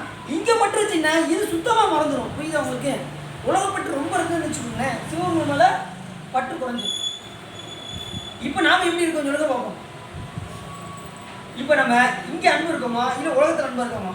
நம்ம வந்து ரெண்டு கட்டாமாங்க பார்த்தீங்களா? இங்கே ஒரு கால் அங்கே ஒரு கால் அப்படிதான் நம்ம வச்சுக்கிட்டு இருக்கோம். புரியுதா அவங்க? அதுதான் இல்லை. ஆனால் நம்ம இப்படி தான் கொண்டு போகும். எப்படின்னா எப்படி ரயில்வே தண்டவாளம் போகுதோ அதே போல் ஒரு பக்கம் இல்லற வாழ்க்கை, ஒரு பக்கம் துறவு வாழ்க்கை. நம்மளாக எடுத்துக்கொண்டு என்ன செய்யணும்? ஒரே லெவலில் போய்கிட்டே இருக்கணும். என்னிலை நின்றாலும் எக்கோலம் கொண்டாலும் மன்னியசி சங்கரந்தால் மறவாமை பொருள் என்றே துண்ணிய வேடம் தன்னை துறவாத தூய சிவம் தன்னை மிகவும் அன்பினால் மறவாமை தலை நிற்பார் அப்படின்னு யார் சொல்கிற? சைக்கிர சரணம் சொல்லுவார். நீங்கள் நல்லா இருக்கிற இந்த உலகத்தில் இல்லற வாழ்க்கையில் ஈடுபட்டு மனைவி மக்களோடு சந்தோஷமாக இருந்து சிவபெருமானை மறக்காமல் இருக்கணும். சங்கரந்தால் மறவாமை. சிவபெருமானை மறக்காமல் வந்தீங்கன்னா ஏன்னா சிவபெருமான் உங்களுக்கு எல்லா தேவையும் பூர்த்தி பண்ணுவார். அவரை மறந்தீங்கன்னா நம்ம என்ன செய்வோம்? என்ன செய்வோம்? துன்பக்கடலில் ஆகும். நம்ம துன்பம் வேணுமா இன்பம் வேணுமான்னு நாம தான் முடிவு பண்ணிக்கணும். அதுக்காக அவர் வழிபாடு பண்ணணும்னா அவங்களுக்கு துன்பம் தர மாட்டார், அப்படிலாம் செய்ய மாட்டார் சாமி. நமக்கு விலைக்கு தகுந்தவாறு எதிர்த்து ஊட்ட போகிறார், அவ்வளோதான். ஆனால் அவர் பற்றி இருந்தோம்னா நமக்கு துன்பம் தெரியாது. புரியுது அவங்களுக்கு? வினை வரத்தான் செய்யும், ஆனால் நமக்கு துன்பம் தெரியாது. சாமி மேலே பட்டு இருந்ததுன்னா துன்பம் வருவதும் தெரியாது, போவதும் தெரியாது. அப்படியே ஒரு துணியாக கொஞ்சம் தீவனம் செஞ்சதுக்கு இப்படி இளைஞர் உலகத்தில் பார்த்தீங்கன்னா நம்ம ஒரு நாளைக்கு எத்தனை காலையில் ஓப்பன் பண்ணி விட்டாச்சுன்னா, காலையில் கண்ணை தொடர்ந்து விட்டாச்சுன்னா, அப்போ சொல்கிற போய் நைட்டு வரைக்கும் எத்தனை போய் சொல்கிறோம் யோசிச்சு பாருங்க. எத்தனை தீவனம் செய்கிறோம், மனதினால எத்தனை தீவனம் செய்கிறோம். இந்த போகிறோம் மனசுல நம்ம நினைப்போம் என்ன நினைப்போம்? ஏண்டா ஒரு காலத்தில் என்ன வரத்தும் தடா நீங்கள் தான் கை காலை ஒடிச்சு இதுக்கு பார்த்தியா அப்படின்னு மனசுல நினைப்போம். நமக்கு பிடிக்காதவங்க போவார், எதுக்கு போவார்? அவர் கை காலை ஒடிச்சிருப்பார். மனசுல என்ன நினைப்போம்? உனக்கு வேணும்டா எனக்கு என்ன பேச்சு பேசுன்னு ஆரம்பத்தில் அப்படின்னு சொல்லி நினைச்சுவோம். அவரை வந்து நிந்திப்போம். நிந்திச்சா என்ன ஆகும்? நமக்கு திரும்பியும் யாரையும் நினைச்சக்கூடாது, நிந்திக்கக்கூடாது, யாரையும் வைதக்கூடாது, மனதால் கூட நம்ம நினைச்சக்கூடாது. உயிரை துன்ப பரட்டும்னு சொல்லி நினைக்கவே கூடாது. நினைச்சா நமக்கு வந்துடும். அவனுக்கு உயிருக்கு வரட்டும்னு நினைச்சா நமக்கு அப்படியே திரும்பி. ஆனால் நினைப்பில் கூட யாருக்கும் நம்ம தீங்கு செய்யணும்னு நினைக்கக்கூடாது. எதில் 3 விதத்தில் வினைகள் வரும். ஒன்று மனம், மற்றொன்று வாக்கு, அடுத்து 3 நாள். இவன் மனம் எனக்கு முன்னாடி ஒருத்தர் நிற்காரு, நான் இவரை அடிக்கணும்னு நினைக்கிறேன். ஒன்றெல்லாம் பாண்ட அவனை செவிட்ட கட்டியே அடிக்க போறேன்டா அப்படின்னு நான் நினைக்கிறேன்னு வச்சுக்கோங்க. அது வினையாகுமா? ஆள் முன்னாடி தான் இருக்காரு, நான் அடிக்கலை. ஆனால் மனம் என்கின்ற கருவியை கொண்டு நான் என்ன செஞ்சுறேன்? அவரை அடித்து விடுகின்றேன். அதனால் குற்றம் வந்துவிடும். மனத்தினால் ஏற்படக்கூடிய குற்றம். 2வது வாக்கு. வாக்கில் திட்டுறேன் அவனை கண்ணுக்கு முன்னாடியே அப்படின்னு. அப்படி என்ன அர்த்தம்? அவனை வசம் வயிறு. அப்போ என்ன ஆகும்? வாக்கில் அப்போ வினை சிவபெருமான் எழுதும் கீழ்கிழக்கு இன்னும் பெரிய எனக்கு எத்தனை வருஷம் வந்து நான் எழுதுறேன் அப்படின்னு எழுதிக்கிட்டே இருப்பார். அவர் வைக்கவே மாட்டாருப்பா, அவர் எழுதிக்கிட்டே தான் இருப்பார். உன்னிச்சாலும் எழுதுவார், வயதாலும் எழுதுவார். இது எவ்வளோ மனம். அது மாதிரி மனசில் நிறைய நல்லதாக நினச்சாலும் சிவபெருமான் நல்லது நினச்சி நல்லதே எழுதுவார். சிவபெருமான் கெட்டதே எழுதுவார். 2மே அதான் சொல்லல. தொழுது தூமலர் தூவி துதித்து நின்றாரையும், அழுது காமுற்று அரற்றுகின்றாரையும், பொழுதுபோக்கி புறக்கணிப்பாரையும், எழுதும் கீழ்கணக்கு இன்னும் பரிசனை. டிவியில் எந்த நேரமும் பார்த்துக்கிட்டே இருக்காங்கன்னு வச்சுக்கோங்க. என்னடா பெரிய வாழ்க்கை, என்ஜாய் பண்ணுறா, நல்லா எவ்வளவு முடிவு டிவி போடுறா, நல்ல படத்தை என்ஜாய் பண்ணுறா. சாமி அப்படியே இப்படியே பொழுது போய்கிட்டு இருக்க, அந்த எழுதுறேன் அப்படி இப்படி சாமி என்ன பண்ணுவார்? எழுதிக்கிட்டே இருப்பார் கணக்கு. சரி, நிறைய வந்து பாட்டு பாடுறீங்கன்னு வச்சுக்கோங்க. சாமி உங்களுடைய வேலையெல்லாம் ஒதுக்கி வச்சுட்டு டிவி பார்க்குறதெல்லாம் விட்டுப்பட்டு வந்து சாமிக்காக நீங்கள் பணி செய்கிறீங்கன்னு வச்சுக்கோங்க. அது சிவபெருமான் கணக்கு. உங்களுடைய நேரத்தெல்லாம் ஒதுக்கி வந்து இங்கே இறைவனுக்கு நீங்கள் பயன்படுத்தினீங்கன்னா அந்த காலம் தான் நமக்கு கடைசி காலத்தில் கூட வரும். மற்ற எந்த காலமும் உங்கள் கூட வரவே வராது. நீங்கள் டிவி பார்த்தது கூட வருமா? நீங்கள் செல்ஃபோன் பார்த்தது கூட வருமா? நல்ல விஷயம் பார்த்தா வரும், அது வேறு விஷயம். இறைவனுக்காக பயன்படுத்தக்கூடிய காலங்கள் தான் அதிகமாக வருமே தவிர வேறு எதுவுமே நம்ம கூட கடைசி காலத்தில் புண்ணிய பாவம் தான் நம்ம கூட வரும். வேறு எதுவுமே நாம் சேர்த்து வைத்த செல்வம், சொத்து, பத்து எதுவுமே வராது. அதனால் கிடைக்கக்கூடிய காலம்லாம் அதான் கால கண்ணை துயின்றவே காலத்தை போக்காதே. என்ன சொன்னார்? காலத்தை வீணடிக்கவே கூடாது.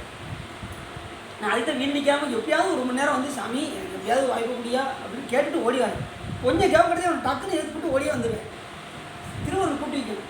நேற்று என்னுடைய வினையின் காரணமாக வர முடியல, வந்து மொத்தமாக வந்து நின்ட்டாங்க, ஒன்றுமே செய்ய முடியல. அதனால் முடிஞ்ச அளவுக்கு வந்துடுவேன். ஒரு 6 மணி வரைக்கும் எதிர்பாருங்க. இல்லைன்னா நீங்கள் பாட்டு படிச்சுட்டே இருங்க சார், ஏதாவது ஒரு பணி செஞ்சுக்கிட்டே இருங்க. இந்த பணி இல்லைன்னா இந்த பணி செய்யுங்க, திருமுறை பாடிக்கிட்டே இருக்கு. சரிதானா? சரி. அப்படி ஒரு சில வினையின் காரணமாக கலைஞர் குலத்தில் வந்து பிறந்தார் அந்த பரதவ மன்னன். அப்பரதவ மன்னன் பன்னாட்கள் வரை பகப்பேரின்றி இம்மைக்கும் அருமைக்கும் ஒரு பட்டுக்கோடி இல்லாதவன் போல மிக்க வருந்து கொண்டிருந்தான். ஒரு நாள் அவன் தன் இளைஞருடன் கடல் மீனை பிடிக்கும் பொருட்டு கடலுக்குள் செல்லும் போது அக்கடற்கரையின் ஒரு பக்கத்திலே பொன்னை மலர்களிலே இமயமலை அரசன் செய்த தவத்தினால் பதுவை என்னும் மலரோடையும் பாண்டியன் செய்த தவத்தினாலும் வேள்வியின் மகவாக வந்து வெளிப்பட்ட அம்மையார் இறைவன் ஆணையினால் பர்வதராஜன் முற்பிறப்பில் செய்த தவப்பயன் செலுத்த தமது இச்சையின் வழியே ஒரு குழந்தையாகி அப்பர்வத மன்னன் அன்பினுக்கு திருவுள்ளம் இறங்குவார் போல சிவந்த திருவாயினை திறந்து அழுது கொண்டு கிடந்தார். யார் இருந்தா? உமையும் என்ன செஞ்சாங்க? கருவில் பிறந்தாங்க சொன்னாங்களா? என்ன சொன்னாங்க? நல்லா கவனிட்டுவாங்க. கடற்கரையின் ஒரு பக்கத்திலே புன்னை மர நிலையிலே இமயமலை அரசன் செய்த தவத்தினாலே பதுமையின் அது பரதுராஜனுக்கும் மகளாக பிறந்த பார்வதியாக வந்தான்னு சொல்கிறோம்ல, அதே தான் பர்வதராஜன். அந்த புன்னைமலை இமயமலை அரசன் செய்த தவத்தினாலே பதுமை என்னும் மலரோடையிலும் பாண்டியன் செய்த தவத்தினாலும் ஏற்கனவே இருப்பது குழந்தை இல்லை. நல்லா குழந்தை யாருக்கு பக்தர்களுக்கு குழந்தை இல்லைன்னா சிவன் நம்புவார்.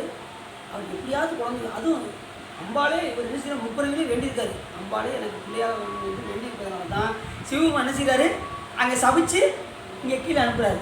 காரணம் இல்லாமல் ஒரு காரியம் கிடையாது. அவர் கேட்டதுனால அம்பால இங்கே அனுப்பணும், அதுக்கு ஒரு காரணம் வேணும். அதனால சாமி என்ன பண்ணாரு, பாடம் கேட்கும்போது திசையை திருப்பிட்டாரு. திருப்புறது யாரு? சாமி தான் திருப்பினார். அது என்ன செஞ்சாரு, போதுவார் சுந்தரம் சாமியை கீழே அனுப்புறதுக்கு சாமி என்ன பண்ணாரு, போதுவார் அவர் மேல் மனம் போக்கினார் அப்படின்னாரு. சேக்கலா சாமி சொல்லும்போது சுந்தரம் சாமியை பார்க்கலையா, அந்த பெண்கள் 2 பேரும் பூ பறிக்க வந்தாங்க, இவரும் பூ பறிக்க வந்தார். இவர் என்ன செஞ்சார், பூ பறிச்சுக்கிட்டு தான் இருந்தார். அவரை பார்க்கும்படி யார் செஞ்சாரா, சிவபெருமான் தான் செஞ்சிருக்காரு. இவ்வளோ வேலையும் பண்ணுறது யாரா, அவர் தான் பண்ணுறாரு. ஆனால் அவர் என்ன செய்யணும், கீழே அனுப்பணும், அதுக்கு ஒரு காரணம் வேணும். காரணம் இல்லாமல் ஒரு காரியம் இல்லை. போதுவார் அவர் மேல் மனம் போக்கினார், காதல் மாதலும் காட்சியில் கண்டினார் அப்படின்பாரு சேக்கலா சாமி.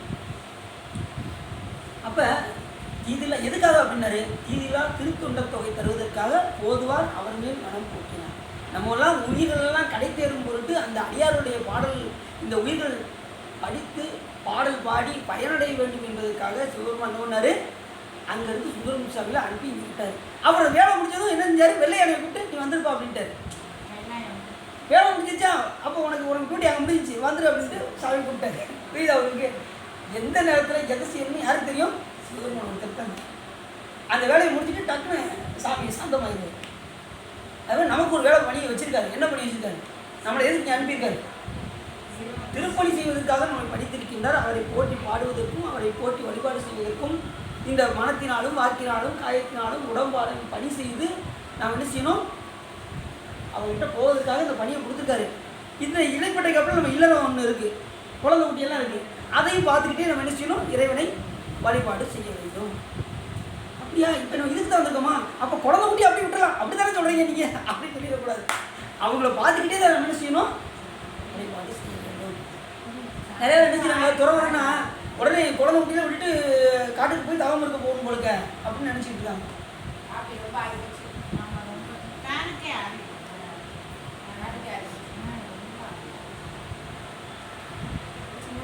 அதான் கொஞ்சம் இல்லை உங்களுக்கு, அதான் ஆனால் கொஞ்சம் தான் முடிச்சு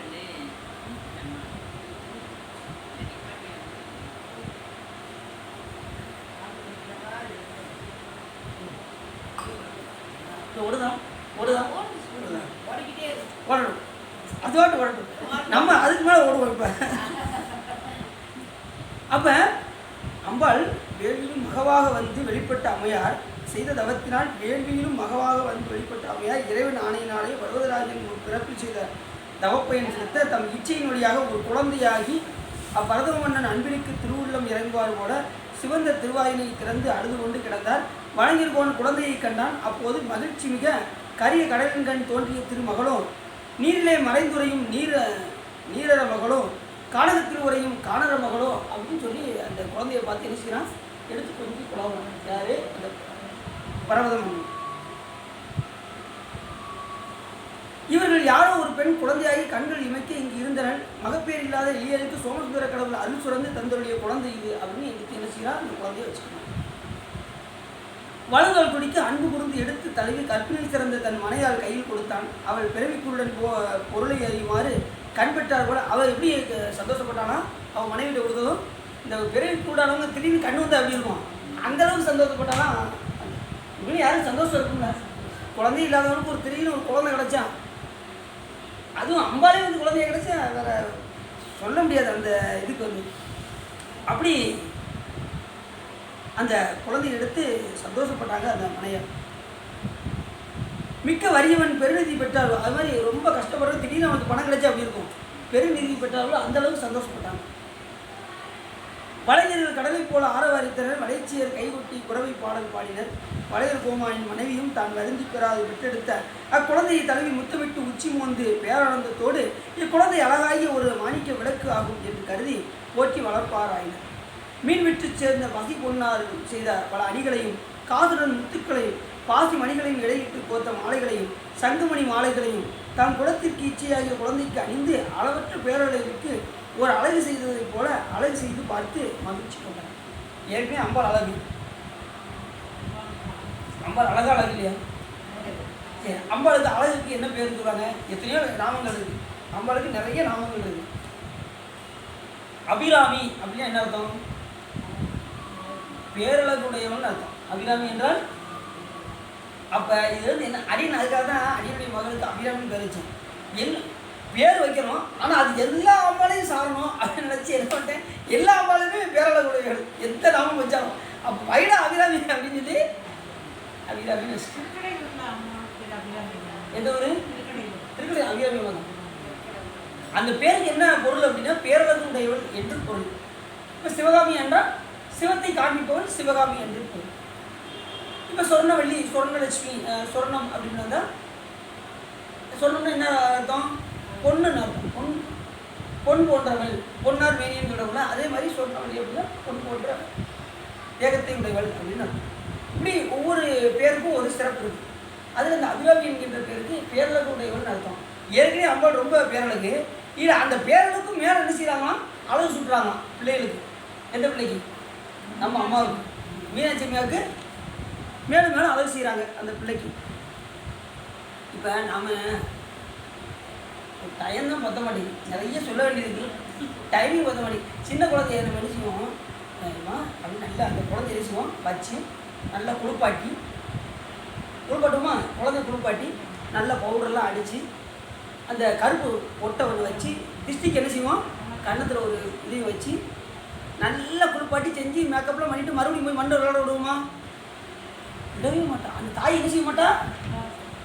அதே போல் சிவபெருமான் என்ன பண்ணுவார், நம்மளை அந்த மண்ணிலேருந்து தூக்கி நம்மளை நல்லா அவரை அபிஷேகம் பண்ணுறவங்க என்ன செய்வாங்க, சிவபெருமான் வந்து அவர் நல்ல சிவபெருமான அபிஷேகம் பண்ண, அலங்காரம் பண்ண, அவருக்கு இது சந்தன குங்குமம்லாம் வைக்க, இப்படி செஞ்சுக்கிட்டே இருக்கிறவங்கள சிவபெருமான் என்ன பண்ணுவாராம், மறுபடியும் பூமியில் என்கின்ற அந்த மண்ணில் வந்து பிறக்க விடாமல் செய்வாங்க. புரியுதா உங்களுக்கு? எப்படி இந்த தாய் இப்படி செய்கிறாளோ அதே போல் சிவபெருமான் தன்னை அச்சிப்பவருக்கு சிவபெருமான் மறுபடியும் இந்த பூமியில் வந்து பிறக்காதவாறு செய்வார். இந்த மண்ணில் வந்து கருத்து புரிஞ்சிச்சா? அப்போ நான் அடுத்த டாபிக் போயிடுவேன். சரி, அதே இதே தான் கருத்து. அப்போ சாமி வந்து இல்லை யார் இல்லை சிவபூஜை செய்வது யாருமே சிவபூஜை பண்ணுறவங்கன்னா அதானே பண்ணுவாங்க. சாமி அதை சிங்காரிச்சு அளவு பார்த்து அவரை இப்போ 2 மணி நேரம் அதுக்குன்னு பயன்படுத்துகிறாங்களே. சிவபூஜை பண்ணுறவங்க காலையில் என்ன செய்வாங்க, எந்திரிச்சதும் தன்னுடைய உடையவரை எடுத்து வைத்து அவருக்கு என்னென்ன செய்யணுமோ செஞ்சு அபிஷேகம் பண்ணி ஆராதனை பண்ணி திருமுறைகள் பாடி அப்புறம் தீப தூமெல்லாம் காட்டி விசிறி வீசி சாமரம் வீசி என்னென்னலாம் பண்ணுவாங்க. அந்த 2 மணி நேரத்தில் எவ்வளோ சிலர் வந்து 3 மணி நேரம் 4 மணி நேரம் பண்ணுவாங்க. டைம் போகிறதே தெரியாது. இந்த அடியன் மாதிரி உள்ள ஆளுகள்லாம் கொஞ்சம் அவசரமாக முடிச்சிட்டோம். அடியெல்லாம் என்ன செய்வேன், அன்றைக்கி 2 மணி நேரம் ஆயிடுச்சுல, அதெல்லாம் அது வந்து ரொம்ப அவசரமாக செஞ்சது. நாங்கள் அதோட இல்லை இருக்கு நிதானம் செஞ்சோம்னா 3-4 மணி நேரம் கூட ஆகும். ஆனால் சூழ்நிலை தந்த இடம் பொருள் எவ்வளோ இருந்து நம்ம எல்லாரையும் கூட்டு போய் கோயிலை காமிப்பதுக்காக நம்ம நினைச்சிக்கிறோம். கொஞ்சம் சுருக்கமாக முடிச்சுட்டு போய் எப்படியோ எல்லாரும் பள்ளி அடிச்சு காமிச்சாச்சு. ஏன்னா மெனக்கிட்டு போனது எதுக்காக போயிருக்கோம், பள்ளி அடிச்சு பார்க்க போயிருக்கோம். நான் பாட்டு இங்கே 3-4 மணி நேரம் பூஜை பண்ணிக்கிட்டு இருந்தேன்னா உங்களை போய் எப்படி போய் காமிக்க முடியும் சொல்லுங்க பார்ப்போம். அதனால தான் சரின்ட்டு முடிச்சுட்டு பூஜைலாம் அப்போ பார்த்தீங்களா, அன்றைக்கி பண்ணி பார்த்தீங்களா? அன்றைக்கி தான் பார்த்துருக்கீங்க. நல்லா பார்த்துருக்கீங்களா? சரி இல்லை அரை மணி நேரம் பண்ணாலும் பூஜை தான், 1 மணி நேரம் பண்ணாலும் பூஜை தான், 4 மணி நேரம் பண்ணாலும் பூஜை தான். இப்போ நல்ல குழம்பு இதில் ஒரு கருத்து என்ன அப்படின்னா, எத்தனை மணி நேரம் பண்ணுறோங்கிறது பெருசு கிடையாது, அன்போடு செய்கிறோமாங்கிறது தான் சிவபெருமான் பார்ப்பார். எப்படி அப்படின்னா இப்போ தங்கத்தில் என்னென்ன இருக்கும், செம்பு இருக்கும், களிம்பு இருக்கும், எல்லாம் இருக்கும். எத்தனை இருந்தாலும் அதை மூசு போட்டதுக்கப்புறம் எப்படி வரும்? தக தக தக தகன்னு மூசு தங்க வரும் பார்த்தீங்களா? எல்லா இது கழிவாக போயிடும். அதுபோல் நீங்கள் செய்யக்கூடிய என்ன வடிவம், நீங்கள் அபிஷேகம் பண்ணுங்கள், ஆராதனை பண்ணுங்கள், எவ்வளோ நேரம்னாலும் எடுத்துக்கோங்க. நான் 16 பண்ணுறேன்னு கூட பண்ணுங்கள், ஒன்றும் பிரச்சனை இல்லை. ஆனால் சிவபெருமான் அதெல்லாம் பார்க்க மாட்டார், செயலை பார்க்க மாட்டார். இவன் உள்ளன்போட என்ன பண்ணுறான், இவன் உண்மையிலே அன்போடு செய்கிறானா செய்யணும், அதை மட்டும் அந்த மூசு தங்க மாதிரி எடுப்பான். மற்றதுனா இந்த செம்பு கழிவுல எப்படி தள்ளுறோமோ அது மாதிரி சிவபெருமான் என்ன செய்வானா, தள்ளி விட்டுருவான். உங்களுடைய உண்மையான பக்தியை மட்டும்தான் சிவபெருமான் எடுப்பாரே தவிர செயல். நான் 4 மணி நேரம் பூஜை பண்ணேங்க, அதை பார்க்கவே மாட்டார். நான் 10 மணி நேரம் பண்ணேன், நீ வாட்டு பண்ணிக்கிட்டே இருக்கியா, நீ என்ன நோக்கத்தோடு பண்ணுற? வாயானை மனத்தானை மனத்தில் நின்ற கருத்தானை கருத்தறிந்து முடிப்பான். தூயானை தூவெல்லை ஏற்றான் தன்னை சுடதிங்கள் சடையானை தொடர்ந்து நின்ற தாயானை தவமாய தன்மையானை தலையாய தேவாதி தேவர்க்கென்றும் செய்யானை தென்குட திரு ஆளவாய் சிவனடியே சிந்திக்க பெற்றேன் நான். அப்போ எவ்வளோ நேரம் பூஜை பண்ணுறது முக்கியம் இல்லை, எந்த அன்போடு பண்ணுறோங்கிறது தான் முக்கியம். பால் அபிஷேகம் அதனால நேரம் ஆயிடுச்சு. பால் அபிஷேகம் பண்ணாங்க எங்க அங்கேயா? அப்போ இப்போ நீங்கள் வீட்டில் எவ்வளோ நாள் பூஜை பண்ணுங்கள், ஆனால் நீங்கள் பூஜை பண்ணும்போது பக்தியோடு செலுத்தணும். சாமி நான் அடியணும் வேகமாக செஞ்சால் கூட நீ அதை பொருட்படுத்தாமல் நீ அந்த அன்போடு ஏற்றுக்கிறது பெறுவானே அப்படின்னு சொல்லி நீங்கள் செய்யணும். எதுனாலும் சாமிகிட்ட உள்ளன்போட, சாமி நான் எப்படி செஞ்சாலும் நான் தவறை தான் செய்வேன் சாமி, நான் என்ன செய்வேன், நான் தவறை தான் செய்வேன், நான் ஒழுங்காக செய்யலாம் மாட்டேன், நான் அந்தளவுக்கு எனக்கு பக்திலாம் கிடையாது சாமி. நான் தனக்கு அன்பின்மை நானும் தானும் அறிவோம், தான் என்னை ஆட்கொண்டது எல்லோரும் தாம் அறிவோம், ஆன கருணையும் அன்புட்டே தான் போனவனே என்ன எனக்கு அன்பே கிடையாது, நான் அவசரத்தை தான் பண்ணேன். ஆனால் அப்படிப்பட்ட அன்பை நீ என்ன செய்யணும், நீ உண்மையான அன்பாக நீ ஏற்றுக்கொள்ள வேண்டும் என்று சிவபெருமான்கிட்ட நம்ம என்ன செய்யணும், விண்ணப்பிச்சு செய்யணும். எந்த ஒரு காரியமாக இருந்தாலும் அன்பை மட்டும்தான் என்ன செய்யணும், வெளிப்படுத்தணுமே தவிர மற்றவையெல்லாம் சிவபெருமான் பார்க்கவே மாட்டாங்க. அதுக்காக அவசரமாக செய்யாங்க, நிதானமாக பண்ணுங்கள், அந்த அன்பு வந்துடும். இது அவங்களுக்கு அடிமை பண்ணுறதுக்காக நீங்கள் அவசரமாக பண்ணாதீங்க, நீங்கள் நிதானமாகவே பண்ணுங்கள். சரிதானா? நிதானம் பண்ண உங்களுக்கு பக்குவம் கிடைக்கும் இது அவங்களுக்கு. ஆனால் அதுபடி வேகமாக அவசரமாக செய்ய வேண்டிய சூழ்நிலைகள் வந்தாலும் இந்த மாதிரி சாமிகிட்ட என்ன பண்ணுங்க, விண்ணப்பித்து கொடுங்க. சாமி என்னுடைய சூழ்நிலை அப்படி இருக்கு, நான் அடுத்தடுத்து எனக்கு நிறைய வேலைகள் இருக்குது, அதை நீ பொருட்படுத்தாமல் என்னுடைய உண்மையான அன்பை நீ எடுத்துக்கொண்டு உன்மேல் பக்தி செலுத்துமாறு, உன்மேல் அன்பு செலுத்துமாறு நீ எனக்கு கருணை பாலிக்க வேண்டும் என்று சிவபெருமான்கிட்ட நம்ம என்ன பண்ணணும், விண்ணப்பித்து கொண்டு செய்யணும். இது அவங்களுக்கு புரிஞ்சிச்சா? சரி, அடுத்து இப்படி சாமி அந்த குழந்தைய சீராட்டி வளர்க்குறாங்க. இப்படி அப்படி அம்பாள் கொஞ்சம் வளர்ந்து சிறு சின்ன பிள்ளைகளை விளையாட்டெல்லாம் விளையாடுவாங்கள்ல, தன் உயிர் துணையாகிய அன்னலார் குறிப்பிட்ட நாளும் சிறு சிறிதாக குறையவும் அவர் இறைவனிடத்து வைத்த அன்பு வெண்மையிலும் பெருகவும் உடனே சிறு பிள்ளையாக இருந்தாலும் சாமி மேலே நாளுக்கு நாள் அன்பு அம்பாள் மேல் அம்பாளுக்கு பெருகிக்கொண்டே வரும். நாடுதோறும் உயிர்கள் அனைத்தும் வளர்க்கும் அம்மையார் உடல் வளர்ச்சி செவ்வனே பெற்று வந்தார். அப்படி கொஞ்சமாக வளர்ச்சி பெற்றே வந்து கொண்டே இருக்குங்க. நந்தி தேவராகிய சுறாமின் இப்போ நந்தி பெருமான் வராது. திரு ஆழ்வாருடைய இறைவன் பணித்தருளியபடியே இளம்பெறை அணிந்த சடையும் 4 திருக்கரங்களும் பொருந்திய திரு நந்தி தேவரும் சுறாமின் வடிவம் கொண்டு அலைகளுடைய கடலிலே சேர்ந்து முதல்ல அம்பாள் வந்துட்டாங்க. இப்போ 2வது யார் வரா? நந்தி பெருமான் அங்கேருந்து வரார். சுறாமின் வடிவம் கொண்டு அலைகளுடைய கடலிலே சேர்ந்து மூழ்கி இனிதாக இருந்தார். அப்பொழுது நந்தி தேவராகிய சுறாமின் விநாயகக் கடவுளும் முருகக் கடவுளும் முன்னர் கடலின் கண் எரிந்த நூல்கள் அனைத்தையும் தன் சிரசின் மீதும் சிவபெருமானுடைய திருவடியை தன் மனத்தினுள்ளும் அடக்கி கொண்டு பார்க்கடலை கலக்கிய மந்திரமலையாகிய மத்தத்தை போல கடலை கலக்கும் தோணியையும் படையினையும் சோங்கினையும் கிட்டி அவை பிளவு விடுமாறு விரைந்து சென்று தட்டும் சோங்குகள் சரக்கோடு கவிழும் படி அவற்றின் கீழ் சென்று முட்டும். அந்த சுறாமனு முட்டு தான் எல்லாத்தையும் ஒரு வழி பண்ணுதான், கடலை போட்டு ஒரு வழி பண்ணிக்கிட்டு இருக்கான். ஆனால் வரும்போது என்ன, இந்த வேதங்கள் எல்லாம் தூக்கி எரிஞ்சார்ல, சிவையான போதங்களெல்லாம் கடலில் எரிஞ்சால, அதெல்லாம் அவன் இடுப்பில் கட்டி வச்சுக்கிடுச்சான். மனத்தில் சிவபெருமானை அடைக்க வச்சுக்கிடுச்சான். மனத்தில் சிவபெருமானை அடைக்கும், கையிலெல்லாம் அந்த வேத புத்தகங்கள்லாம் அடைக்கொண்டும் கடலை ஒரு கடைக்கு விளாண்டுக்கிட்டு இருக்கு இந்த சுறாமன். ஏன்னா வந்த வேலை என்ன, போட்ட இது எடுத்து போகணும்னா மறுபடியும் எடுத்து போகணும் வேண்டாமா, அதை சொல்றாரு. எரிந்த நூல்கள் அனைத்தையும் தன் சிரசின் மீதும் சிவபெருமானுடைய திருவடியை தன் மனத்தினுள்ளும் வைத்துக்கொண்டு இந்த சுறாமன் இங்கே பறந்துச்சு. நந்தியாகிய அச்சுறாவின் கடல் நீரை கலக்குதலாலும் நூல்களை சிரத்தில் தாங்கி மனம் வருந்தும் புலவருக்கு அமுது அளித்தலாலும் மந்திரமலையை நிமித்தது மோதும் அலைகள் வழியே சென்று நுழையை சேரியுள்ள குடிசைகளை தள்ளும்படி துள்ளும். மேகங்களின் கரு சிதையும்படி பாயும், கடலிலே மரக்கலங்கள் போகா வண்ணம் அங்கும் இங்கும் அலைந்து. இப்படி என்ன அந்த சேரில் உள்ளவங்களுக்கெல்லாம் துன்பம் கொடுத்துச்சா இந்த சுனாமி. அவங்களுக்கு ரொம்ப கவலையாகி போச்சு. சுனாமி இந்த பாடுபடுத்துது அப்படின்னு சொல்லி எல்லாருக்கும் ரொம்ப கவலையாகி போச்சு. நெய்தல் தலைவனாகிய அச்சுறாவின் புரியும் இடையொற்றினை கண்டு எத்தன் மிகது என்று அதனை அறிந்து எவற்றால் பிடிப்பது என்று கருதி தன் வலைகளுடன் பெருவலை ஏந்தி படகினை செலுத்தி சென்று அதுமேல் பெரு வலையை கயிற்றை பிடித்து வலை வீசினது. அம்மீன் படகினை சுற்றி பாய்ந்து தன் வாயில் கொம்பினால் கிழித்தது. இவங்க என்னென்னவோ செஞ்சு பார்க்காங்க, வலையை வீசி பார்க்காங்க, அதை கிழிச்சிருது. படகுலாம் எடுத்து பார்க்காங்க, அதை போட்டு உடைச்சிருது. இப்படி எல்லாமே பெரும் துன்பம் கொடுக்குது. பரவ மன்னன் வெவ்வேறு காலங்களில் புகுந்து வலை வீசி உழலுதல் ஓர் உயிர் வினை வயத்தால் வெவ்வேறு உடலின் புகுது உழலுதலை ஒக்கும். வலைஞர் கோமான் முன்னே வலையை வீசினால் பின்னே எழுந்தும், பின்னே வீசினால் முன்னே எழுந்தும், வலப்பக்கத்தில் வீசினால் இடப்பக்கத்தில் எழுந்தும், இடப்பக்கத்தில் வீசினால் வலப்பக்கத்தில் எழுந்தும் அம்மீன் திரியும். இடது பக்கம் வலையை வீசினா இங்கிட்டு வந்துருவான், இங்கிட்டு வலையை வீசினா இங்கிட்டு வந்துருவான். இப்படி அது கண்ணு அந்த வலையின் மேலே அகப்படவே மாட்டேங்கான் இந்த சுறாமீன். சுறாமீன் வந்தது யாரு? நீங்கள் கேட்டுக்கொண்டிருப்பது என்னது? வலை வீசின படம், திருவிளையாடல் படம், மறந்துட படம். இப்படியே வாரிய சமையல் சொல்லிகிட்டே இருப்பாரு. எல்லாம் ஒன்றிடுவாங்க. கடைசி இப்போ நீங்கள் கேட்டுக்கொண்டிருப்பது என்ன அப்படின்பாரு. எல்லாம் அப்படி இப்போ ஸ்டாண்டாக நிறுவாங்க. நீங்கள் கேட்டுக்கொண்டிருப்பது கண்டபுராணம் அப்படின்பாரு. மறந்துடக்கூடாது அப்படின்பாரு. அது மாதிரி இப்போ அடி உங்ககிட்ட கேட்க நீங்கள் இப்படியும் ஒன்றிட்டே வச்சுக்கோங்க. நம்ம என்ன சப்ஜெக்ட்டுக்கு வந்தோம்னா என்ன மறந்துடும். அதுக்காக உடலை நம்ம இப்போ என்ன படம் பேசிக்கிட்டு இருக்கோம்? வலை வீசின படம் தான் பேசிக்கிட்டு. அவனோட கவனம் செதைய. சரி, அப்படி எல்லாத்தையும் ஒரு வழி பண்ணிக்கிட்டு இருக்கு. வலையிலிருந்து வழி பொருளாசி பிடித்த விளைவுகள் போலவும் ஆண்டு போதத்தால் அறிவோருக்கு அறிவிக்கிய சிவபரம்பொருள் போலவும் ஓடிவிடும். அப்படியே அங்கிருந்து திரும்பி ஓடிதான். பர்வதராஜன் தன் ஏவலாளருடன் அம்மீனை பிடித்ததற்கு வேண்டும் தொழில்கள் எல்லாம் செய்யவும் அகப்படாமையிலும் இனி யாவரை இதனை பிடிக்க வல்லவர் என்று கருதி மிக வருந்தினான். ஏவலாளரும் பெருங்கவலை கொண்டனர்.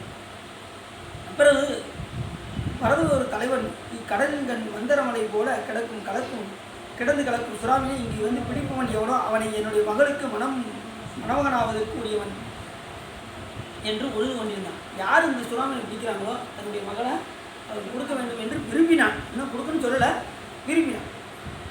மனசுக்குள்ள நினச்சிக்கிட்டே இருக்கான். சோமசுந்தர கடவுள் பரவதர் குலத்தில் தோன்றி வாழும் அம்மையாரை பிறர் மனம் முடிக்கும் பொருட்டு கேட்டுக்கொண்டு அவர் வெறுத்தது இல்லை என்று போவதற்கு முன்னரே அவருக்கு மீன் பிடிக்கும் வளைஞ்சல் உரிவினை நாம் எடுத்து போவோம் என்று சிவபெருமான் விரும்பினார். அவர் நினைச்ச மாத்திரத்திலே சிவன் பண்ண விட்டாரா, உடனே வளைஞ்சனாக போய் அங்கே போய் நின்றார். அவருக்கு முன்னாடி போய் அவர் நினைக்கத்தான் செய்யாது.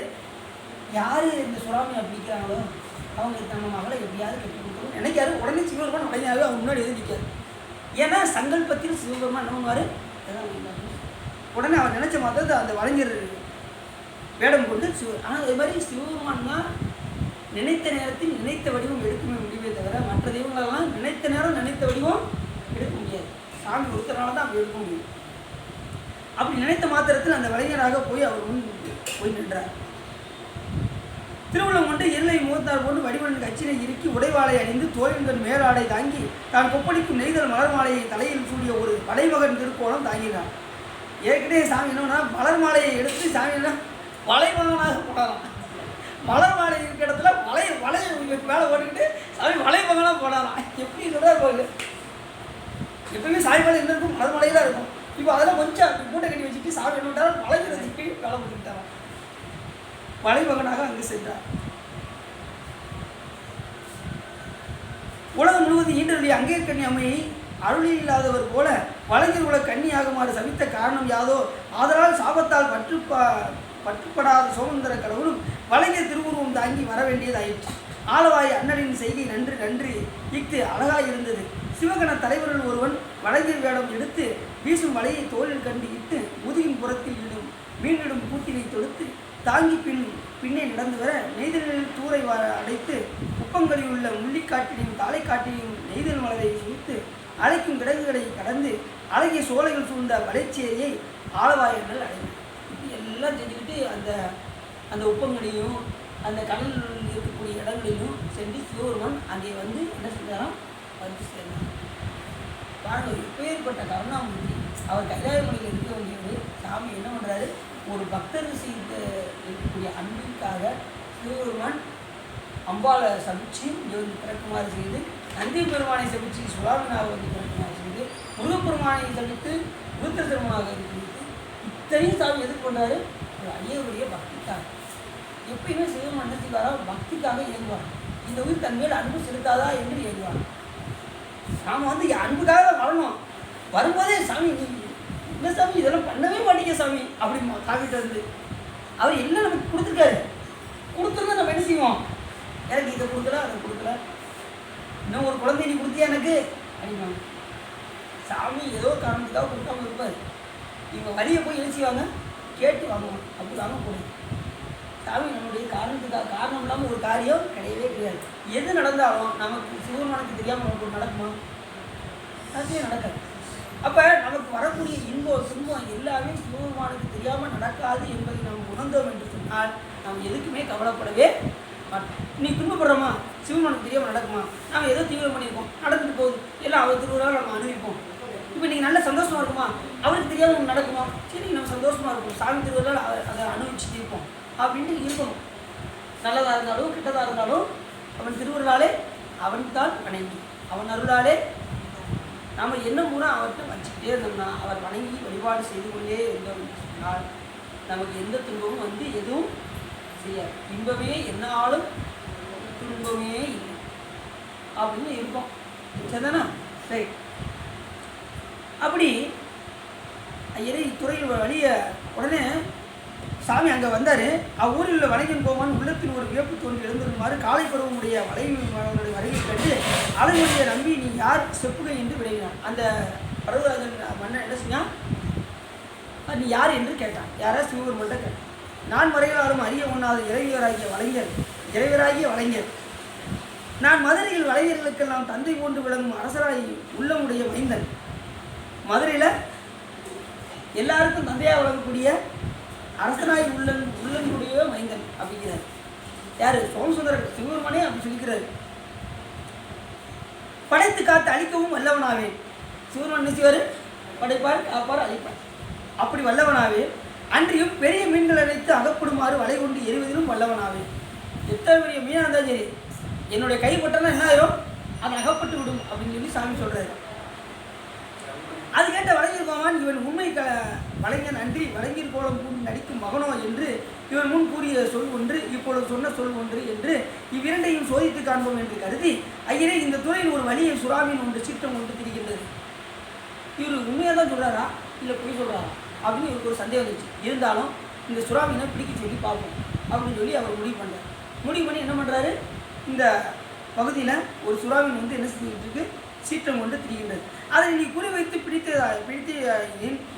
பிடித்ததாயின் எனது மகளை உனக்கு திருமணம் செய்து தருவேன் என்று கூறினார். அப்போ இவன் மனசில் நினைச்சா இப்போ வெளிப்படையாக சொல்லிட்டாங்க. உடனே நம்மளால் விடுவாரா? ஏற்கனவே அம்பாலை பிடிக்கணும்னு காத்துக்கிட்டு இருக்காரு நம்ம சாமி. இதுதான் நான் எதிர்பார்த்தேன் அப்படின்னு சாமி என்ன பண்ணாரு? உடனே கடலுக்குள்ளே இறங்க ஆரம்பிச்சுட்டு. ஏன்னா ஏற்கனவே மனைவி பிரிஞ்சிருக்காரு, இப்போ மனைவி என்ன செய்யணும்? சேரணும். அது மாதிரி இந்த புராணத்தை யார் கேட்கின்றார்களோ பிரிந்த கணவர் மனைவியெல்லாம் என்ன பண்ணுவாங்க? ஒன்று சேர்ந்துருவாங்க. இந்த படலத்தை கேட்பவர்கள் பிரிந்த கணவன் மனைவி என்ன செய்வாங்க? ஒன்று சேர்ந்துருவாங்க. அப்படிப்பட்ட ஒரு புராணம் இந்த புராணம் வலை வீசின படம். அதனை குறிவைத்து பிடித்தாயின் மகளை தருவேன் என்று சொன்னார். ஆண் சிங்கத்தை ஒத்த வளைஞனாகிய பெருமான் தம்முடன் வளைஞர் கோலத்தில் வந்த சிவகடநாதனின் தோல் மீதிலிருந்து மாலை போல அசைவும் விளிம்புகளில் கோத்த ஈயமணிகள் பொருந்திய வலையை வாங்கி கொண்டு கடலை கிழித்துச் செல்லும் ஒரு படகின் மீது பாய்ந்து சென்று நன்றாக குடி பார்த்து தன் உடலினை திருக நின்று விளிம்பில் பொருந்திய மணிகள் ஒளி வீசும் வேகத்தில் எங்கும் ஒளி பரவ வீசினான். பாம்பின் வாயில் அகப்பட்ட மீனை போல் இறைவன் வீசிய வலையின் கண் சுறாமீன் சிக்கிக் கொண்டது. சாமி போட்ட வலையில அந்த சுறாமீன். இப்போ நம்மளை சிவபெருமான் ஒரு இதை சிக்க வைப்பாரு. எதுன்னு சொல்லணும் ஆகும். வினை என்கின்ற இதை வச்சிருப்பாரு. இந்த உயிர் என்ன செய்யும்? அப்படி அங்கிட்டு தெரிஞ்சுக்கிட்டே இருக்கும். அது தானாக வந்து ஒட்டிக்கணும். வந்து என்ன செஞ்சிருமா? வினையில் வந்து மாட்டிக்கிறோம். இவர் வைக்கத்தான் செய்வார். இது வந்து தானாக வந்து மாட்டிக்கணும். வினையை ஊட்டுவோம் யாரு? சிவபெருமான். வினை செய்வது யாரு? இந்த உயிர்கள் தான் வினை செய்வதை தவிர சிவபெருமான் வினையை செய்ய மாட்டார். ஆனால் அந்த வலையை விரிச்சு வச்சு போகிறோம், அதுவே வந்து மாட்டிக்கணுமா வினையில். இது அவங்களுக்கு வேற இப்போ அன்பு அது மாதிரி தன் மேலே அன்பு செலுத்துன்னு வச்சுக்கோங்க. இந்த உயிரை காந்தம் போட்டு நிற்பாங்க. இது இரும்பு போல் அப்படி இப்படி தெரியும்.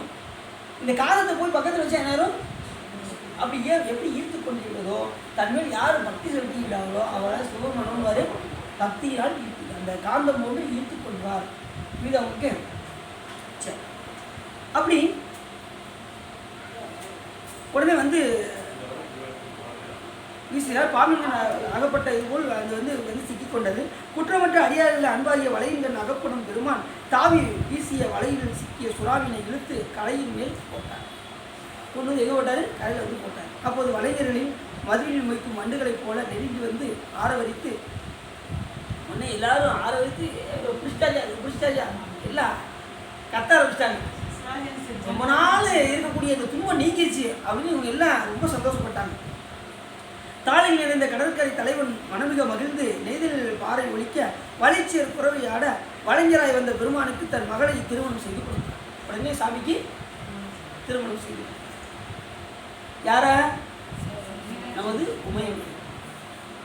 அப்பொழுது சிவபெருமான் திருமண கோலம் பூண்ட வளைஞராகிய சிவபெருமானும் வளைஞர் கோன் மகளாகிய உமாதேவியாரும் விண்ணில் இடபூர்வமாக உடனே காட்சி கொடுத்தார். உடனே சாமி என்ன பண்ணாரு?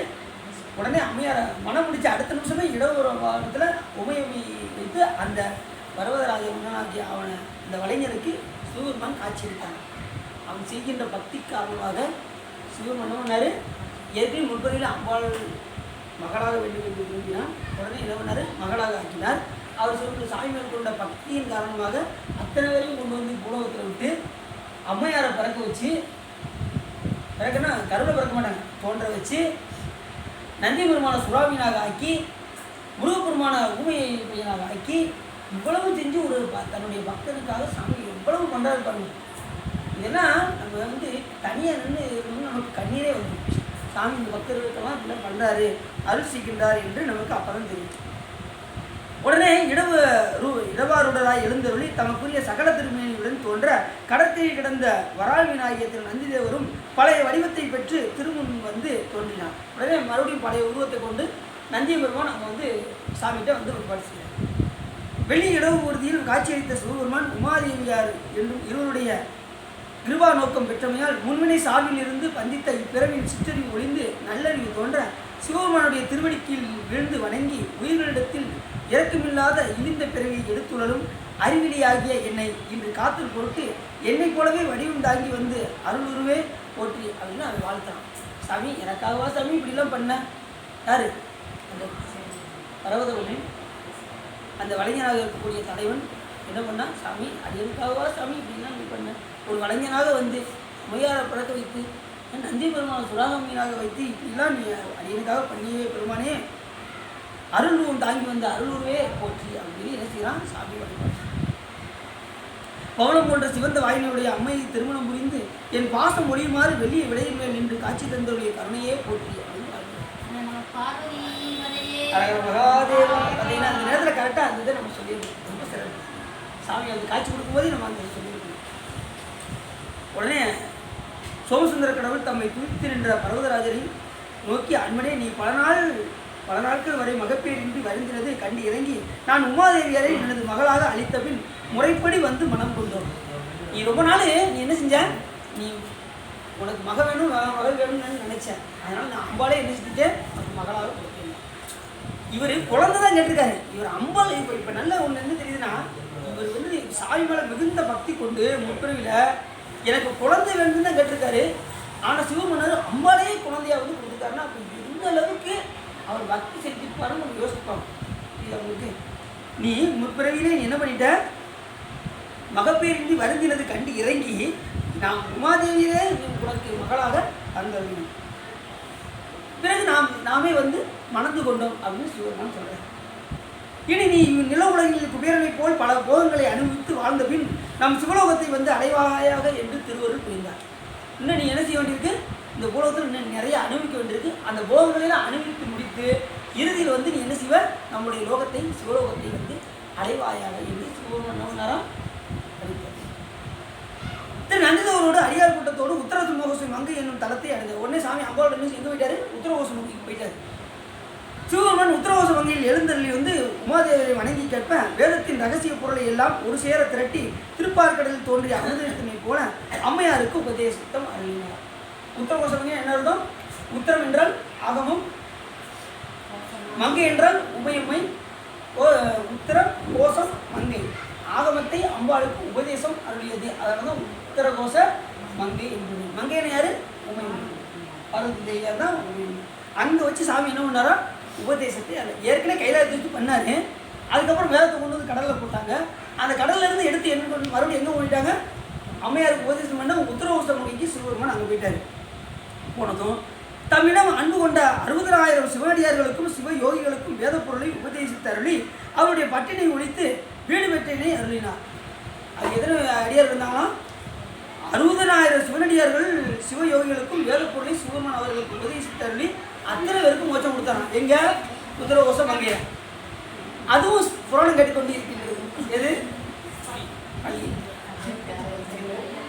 அவருடைய பட்டினை ஒழித்து வீடு பெற்றி அடைந்தார். பிறகு அங்கே இருக்கிற அம்மையாரோடும் மதுரையை வந்து அடைந்தார். சாமி மறுபடியும் எங்கே வந்துட்டாரு? மதுரை மதிக்கு வந்துட்டார். அங்கே உபதேசம் பண்ணிட்டு மதுரைக்கு வந்துட்டார் என்று சொல்லி இதுகாரும் உள்ளம் நிறைந்து உகை சிறந்து நீங்கள் இந்த புராணத்தை கேட்டதினால் உங்களுடைய வல்வினை கரைந்து திருவருள் புரியும் என்று சொல்லி குறையும் என்று சொல்லி இந்த அடியின் திருப்பூர் பாடி உரையை நிறைவு செய்யுங்கள். நாளைக்கு திருவாதூரடிகள் உபதேசித்த படிக்கணும் படம். நாளைக்கு மாணிக்கா சுப்பிரமணிய கதை. வாய்ப்பு இருந்தால் வந்துடுறேன். எல்லாம் வந்துடுங்க. வாதவடிகள்லாம் எல்லாருக்குமே தெரியும். மாணிக்கா சுப்பிரமணியன் அவருக்கு சாமி என்ன உபதேசம் பண்ணாருன்னு சண்டதம் வந்த தொடராலே சஞ்சலம் துஞ்சி திரியாது கந்த நின்றென்று முனினாலும் கண்டு கொண்டன் குற்றிடுவேனோ தந்தியின் கொம்பு புணர்வோனே சங்கரன் வந்து சிவபாலா செந்திரம் கண்டு கசிவேலா தென்பரும் குன்று பெருமாளே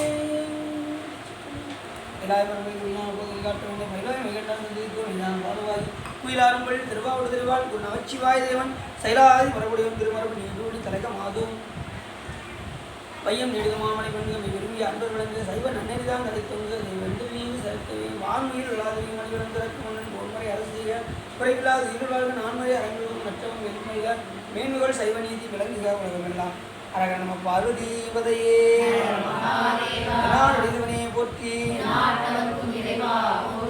வேல்முருகனுக்கு சிற்றம்பலம் பிள்ளையம்பலம் பொன்னம்பலம்